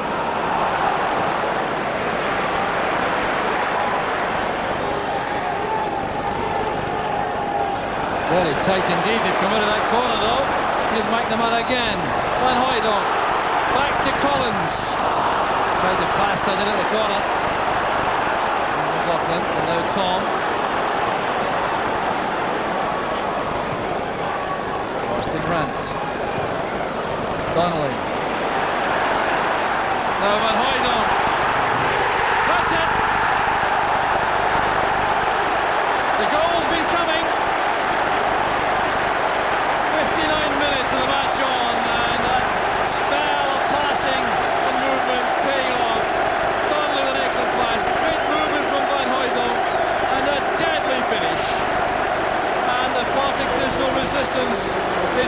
at last. Beautiful play there by both Donnelly and Van Hooijdonk, and Nicky Walker had no chance at all with the power of the shot.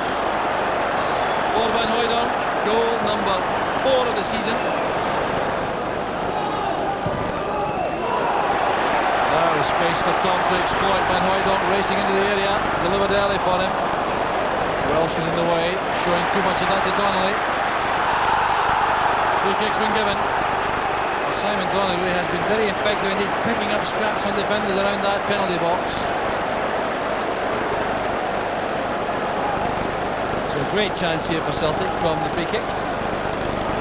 Tom is there, Collins is there, and Van Hooijdonk. Van Hooijdonk likes to take these. Well, hitting the wall with some regularity these days.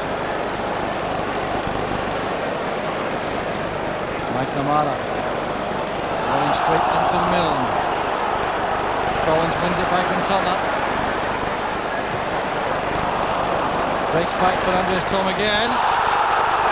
Brought down by Albert Craig. A nasty one that by Craig. Referee Waddle intervenes. Tempers rising in the match.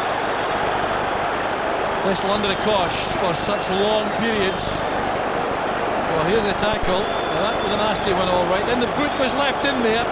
That's what upset Tom. Deadly again. John Collins with a special. Oh, that was beautifully taken by Collins. 67 minutes of the match gone. And Collins enjoyed that to the floor. Van Hooijdonk stepped over the ball. Collins swelled it at the corner. Walker left helpless. Well, I wonder if Nicky Walker regrets the positioning a little bit here. The wall protecting one side of his goal. He had enough cover on the other side. So Collins gets his 4th of the season also. McNamara available at right back again. Van Hooijdonk. Good running by McNamara. Chance on for his first Celtic goal. Caught in 2 minds, I think. Playing Milne to challenge.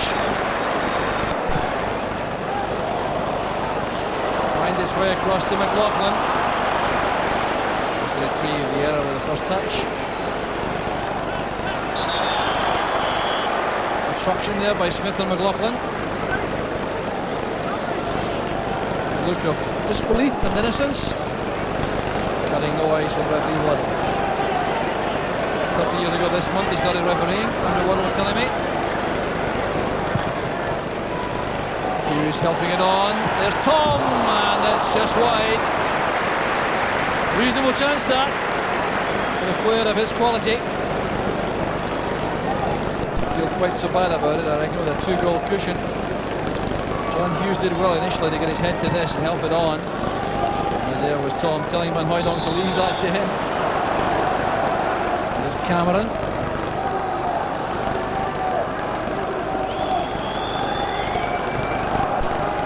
Turner forward. Played across there by McWilliams to Turner, who's taken down there by McQuilkin. It's a free kick to Thistle. Right at the edge of the area. So a chance for a late consolation goal here for Partick Thistle. Couldn't have any argument about this. Turner did well stepping away from McQuilkin. I think the cover was provided by Grant for McQuilkin, but perhaps wasn't sure about that. Here's a very good chance for Thistle. It could be Albert Craig, it could be Ian Cameron with a left foot, it could be McWilliams. They're all queuing up here for a shot at goal. Tom Smith takes it, it's deflected in. Well, not much reaction emotionally there from the Thistle players. They know it's much too late to make any difference. But Tom Smith has scored a goal that he'll remember right at the last minute. Free kick into the wall and deflected past Marshall. He had no chance at all. Well, there was Tom Smith, and it seemed to come off Collins charging the ball. Well, it makes the match very tight indeed, and Partick Thistle looking for injury time to be prolonged. We've had more than 2 minutes of that. Andy Walker couldn't control that ball. Headed on by McNamara. And the final whistle goes. Celtic have the 3 points, but they had their moments of grave concern throughout that game, especially in the first half when Rod McDonald passed up the best 2 chances. But in the second half, eventually, Pierre Van Hooijdonk broke the deadlock. And then John Collins, with that magnificent free kick in 67 minutes, ended the match in a contest, despite Tom Smith's last-minute goal from the free kick deflected past Gordon Marshall. Celtic are the winners by 2-1. If this particular club doesn't score early in the game, then you know the crowd can become frustrated. And they've had a lot of years of frustration and with great justification. But I feel that we've got to look at the picture now, and we can see today we've got four lads of 21 and under playing in our team and playing very well and playing patiently and showing a lot of sense in the way they play the game. And I think the rest of the players done that as well today. And we just kept saying them, just keep passing it, and you know the opportunities will be there, provided we're positive in the last third of the pitch. And I think the patience paid off. A couple of breaks though, you would agree, I think, in the first half when Rod McDonald had these 2 chances. Was that a worry to you? Well, I worry in the fact that it's come through possession, giving the ball away silly, trying to get through the pack Thistle defence at the centre of the pitch. And another one, James McCulkin played across the 18-yard box and they broke on us. And these are things that we've got to be very, very careful with, because you know you can't allow the slack passes to punish you so severely. And I think that would have been great injustice if we come in goals down at half time after having played so well for the first half hour. 2 of the young men in your team were Jamie McQuilkin at left back and Jackie McNamara, whom you bought in midweek. What was your feeling about their performances? Well, I felt McNamara done very well for us in Wednesday night. I think today he went another stage again and looked at a very, very good player. McQuilkin had an exceptional game on Wednesday night against Falkirk, and I think he done smashing today. And I also thought Simon Donnelly was possibly the best player in the park. And Lee McLaughlin done a fine job for us, giving us good width and attacking down the left-hand side as well. So one good signing in midweek in Jackie McNamara. What's the latest on any other signing maybe brewing? Billy McKillen in particular? No, well, I think it's just the Celtic supporters in particular, because they're the ones closest to our heart. Billy McKinley we spoke to, made him what I consider to be an exceptional offer. But I don't think I would be justified in going to Dundee United, who are basically a first division club, and bringing a player from Dundee United and making him the highest paid player at Celtic Football Club. I just couldn't do it. So is that deal dead as far as you're concerned? Go on. There's one or two others that we're hot in the trail of now. No names to mention? None at this stage, no. Murdo, obviously a daunting task coming here. Hopefully for the Parkhead team, the Parisians have sold a couple of their star turns since last season, but they're well in touch in the French First Division and are confident of success in Europe as well.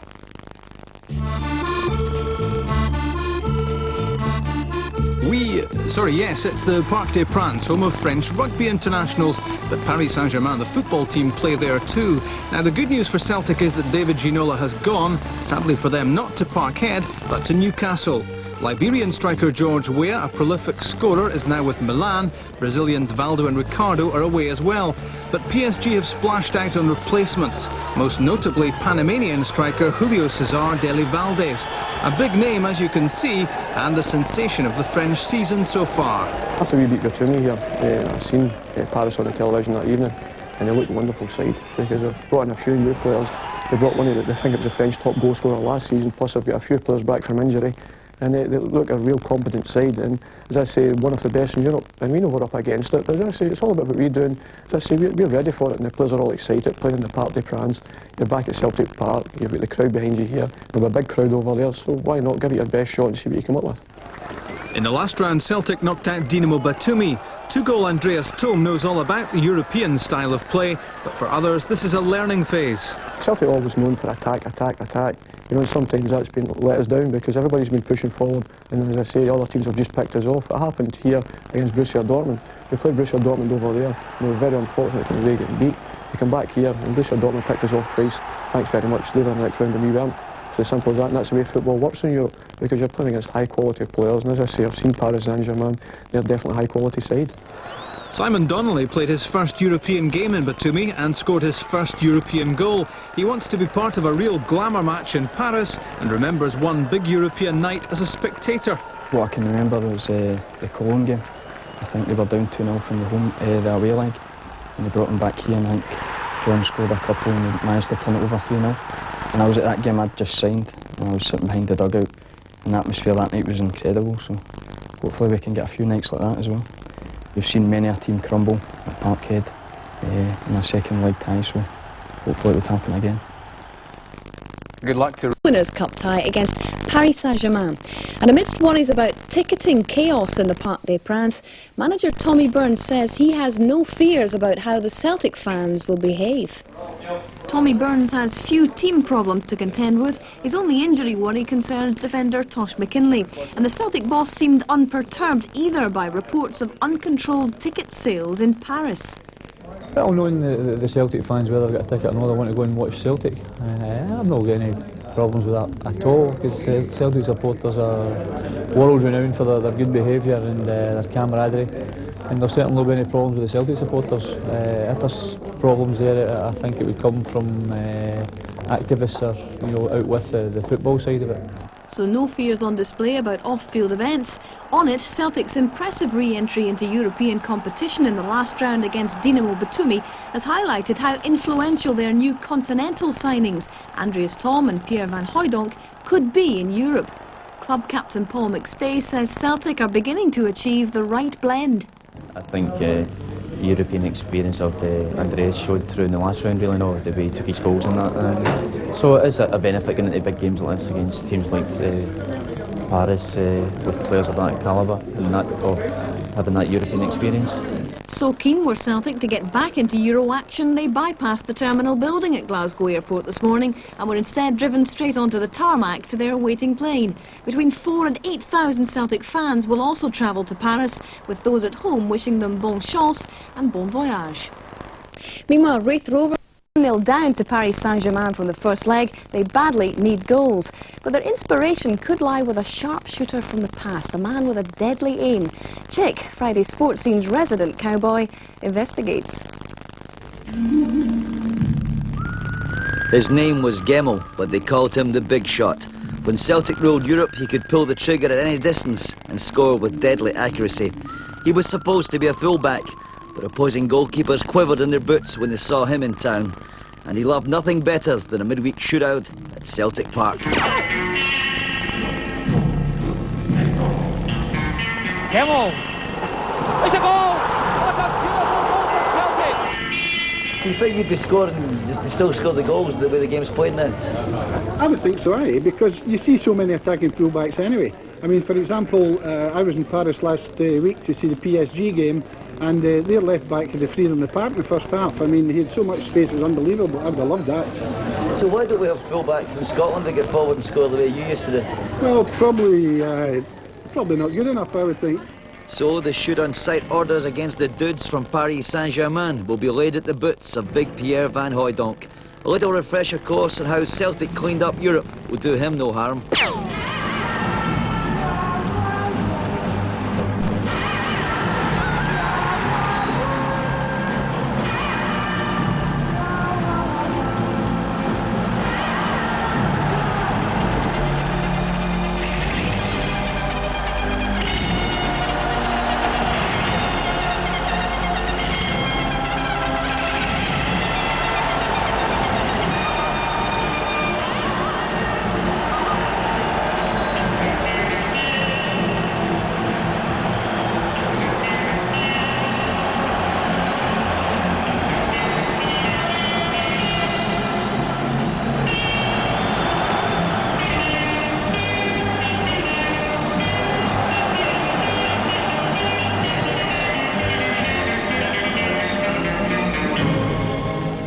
Are you aware of the history of Celtic in European terms and one of the great nights in the past at Celtic Park? Yeah, I think that's the most important reason why Celtic is famous in Europe, that they played well in the end of the 60s and the start of the 70s with the two European Cup finals.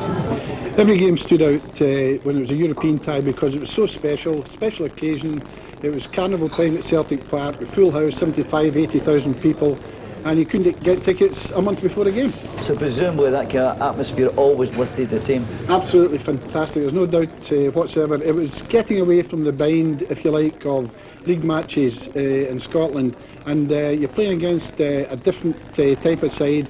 You had to have a different approach, and that in itself, the guys loved to play in front of the fans at Celtic Park. Absolutely loved it.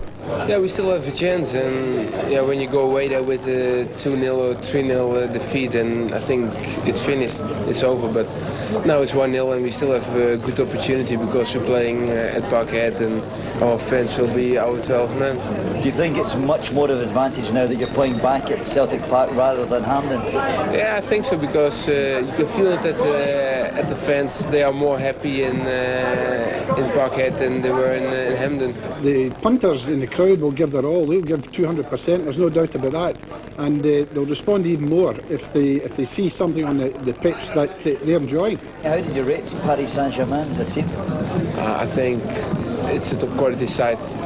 When we played them, you could see they have a few good players with Djorkaeff, Loco, Rai, who was very good against us. And they are very strong. I think they are one of the strongest sides in the cup. But yeah, when you want to go further, you have to beat them, and it will be very difficult for us. But we have a chance, and we must go for it. The other goal threat must come from Andreas Thom, here scoring for Dynamo Berlin against Aberdeen. The finishing must be this good if Celts are to survive. I think it's going to be very difficult for them. I would always fancy Celtic to score at Celtic Park against anybody, but this PSG side are very, very quick on the break, and they get bodies into the box so quickly they will have to be very careful, because if they lose one at the back, they've got to score 3, and Celtic's biggest problem just now is scoring enough goals.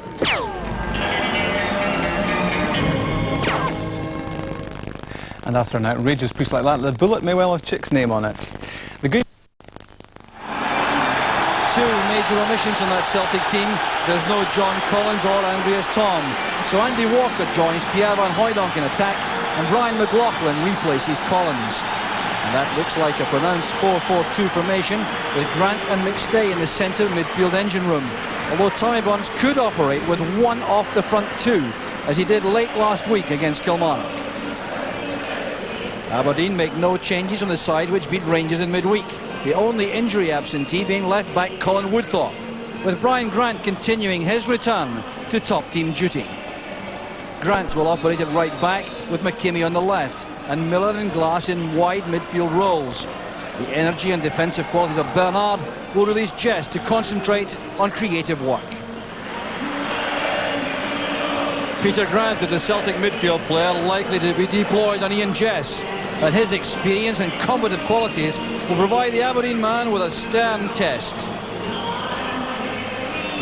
Ian Jess enjoyed the rich vein of form on Tuesday against Rangers, although consistency remains something of a problem. How he copes with this challenge may tell everyone how complete his rehabilitation is from last season's slump. And the referee this afternoon is Glasgow solicitor Jim Herald from Newtonmers. A match of crucial importance to both sides if the league championship challenges have to materialise. They have a big gap to make up on Rangers already. Celtic in second place, 6 points behind. Aberdeen 8 points behind Rangers, so really victory all important for both sides, and that should make for some terrific entertainment. Simon Donnelly there, having a great early season spell on the Celtic side.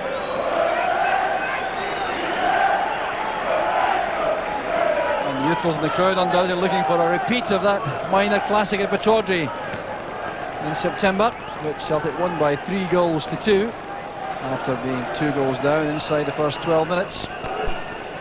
There's Scott Booth looking for Joe Miller, back in familiar territory here at Celtic Park, although things have certainly changed in the surroundings since he left to rejoin his original club, Aberdeen. Advantage rule applied with Celtic in possession. First touch here for Michael Watt.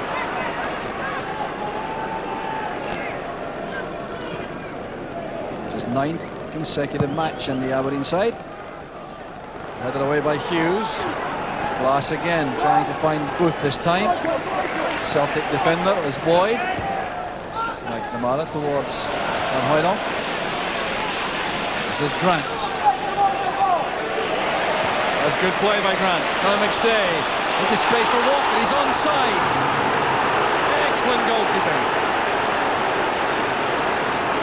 Well, top-class goalkeeping from Michael Watt. It certainly hasn't done him any good. He's taken a very heavy knock here. It's a great pass that by McStay.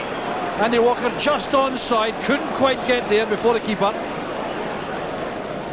A very brave piece of goalkeeping that by Watt. Deserves immense credit for that. Well, you see this again when the pass was released. The Aberdeen defence was caught there. It was not Ingles who played them on. He was well forward, but he was onside at the point. But that was a very bad collision. So on comes Theo Snelders. Just 5 minutes on the clock. Very experienced man to introduce in these circumstances. A little pat on the shoulder there for Michael Watt as he is carried off. See the blood from the right knee there. So a gash in that area. Let's hope the damage is not too severe, but he'll take no further part in the proceedings.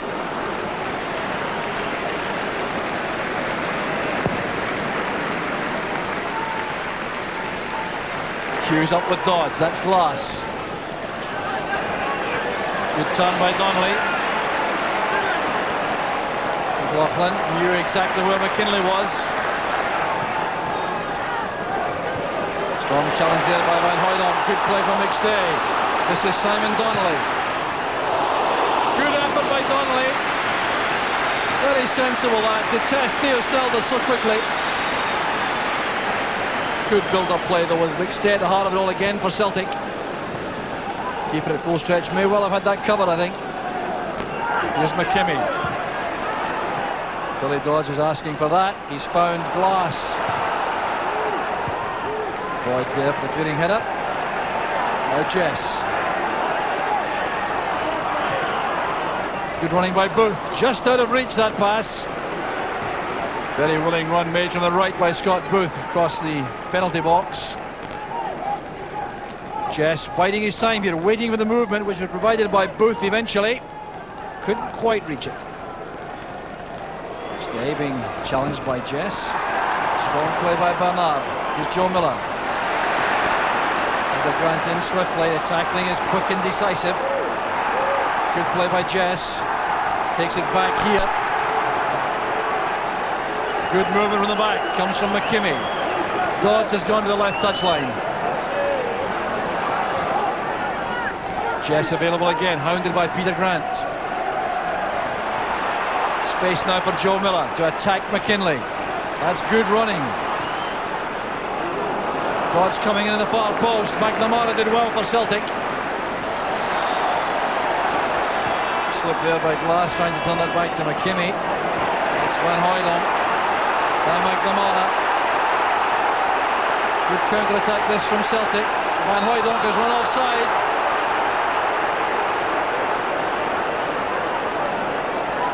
Linesman George Maguire picking that up very quickly and correctly. Van Hooydonk's timing of the run was wrong.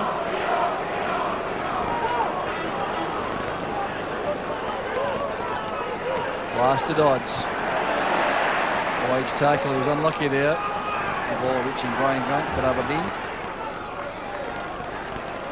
Good turn by Miller. Excellent play. Bernard. Now Dodds.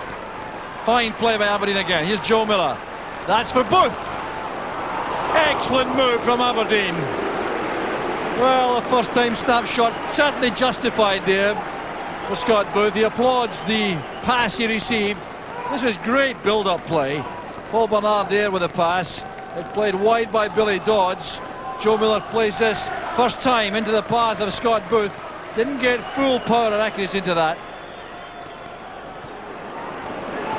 Jess picks out the run made by Miller. Excellent play again from Aberdeen in the build-up. Here's Billy Dodds. It's awkward, there's Joe Miller. Well, I think Gordon Marshall suspected that had bent behind the byline. There was no flag up, so Joe Miller had a difficult chance here after good work on the left by Billy Dodds. Hoisting that right across beyond Gordon Marshall.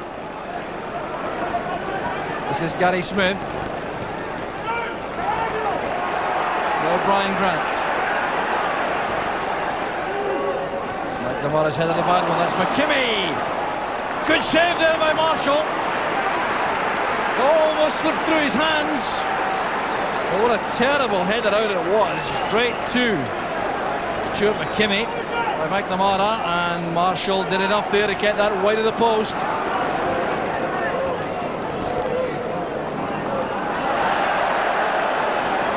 Standing in the ball, very unlucky indeed. This is Brian McLaughlin trying to make Aberdeen pay in defence. Walker across to McKinley. This is promising. Gary Smith's header out. And Hoydonk. Good effort that by Pierre van Hooijdonk. Had to get that on target and he succeeded. Well, there's a cut back here from Tosh McKinley, and the header out gave a chance for this to come back in.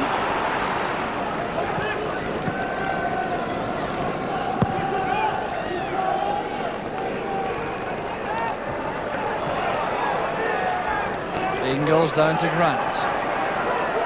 Chess. Bernard. Now Grant. It's one for Dodds to chase. McNamara covering in, tucking in beside his central defence. Peter Grant and Hooijdonk. There's Paul McStay. Great play by McStay. A chance on here for Celtic. Snelder's forced him wide. Snelder's now back in his line. That's Donnelly. Back it goes to McLaughlin. Still a great chance. He scored a beautiful goal.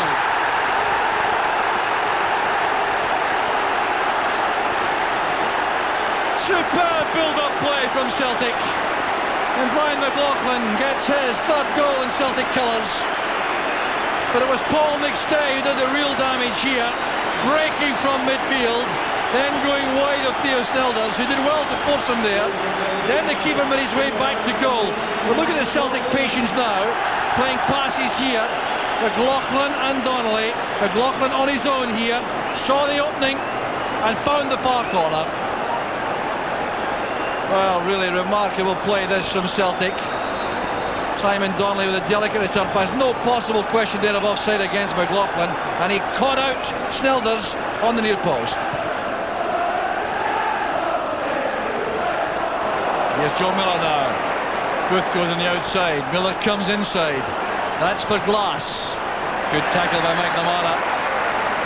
And Donnelly turns neatly inside. He's fouled there by Jess. Jess will be spoken to, I think, by the referee.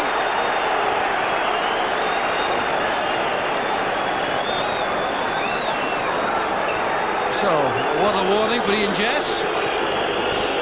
Here was Donnelly going across field, and Jess clearly slipped there. I think it was a little bit excessive to warn him of that. Here's Andy Walker. McStay, McLaughlin, Walker. Great play from Celtic. Delightful interpassing in the edge of the area. Theo Snelders made a great save there. Look at this play. Here's Andy Walker. McStay's pass was brilliant. The back heeler from McLaughlin. The shot there from Walker. And a great save by Snelders. That was Celtic at their best.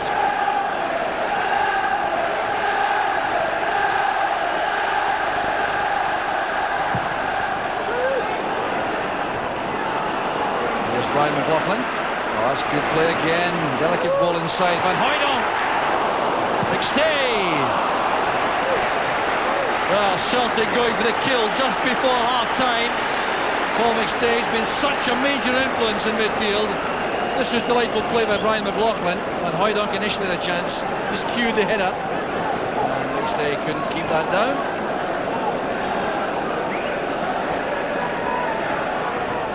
And Hooijdonk switching the play. McLaughlin away from Grant. Here's Andy Walker. There's Tosh McKinley with a cross, but Hooijdonk is there. Oh, it's been a great spell this from Celtic. We've seen some delightful football in the build-up. Yeah, Van Hooijdonk trying there to get on the end of the cross. McKinley into the inside left channel for Walker. Referee Hill brings the first half to an end.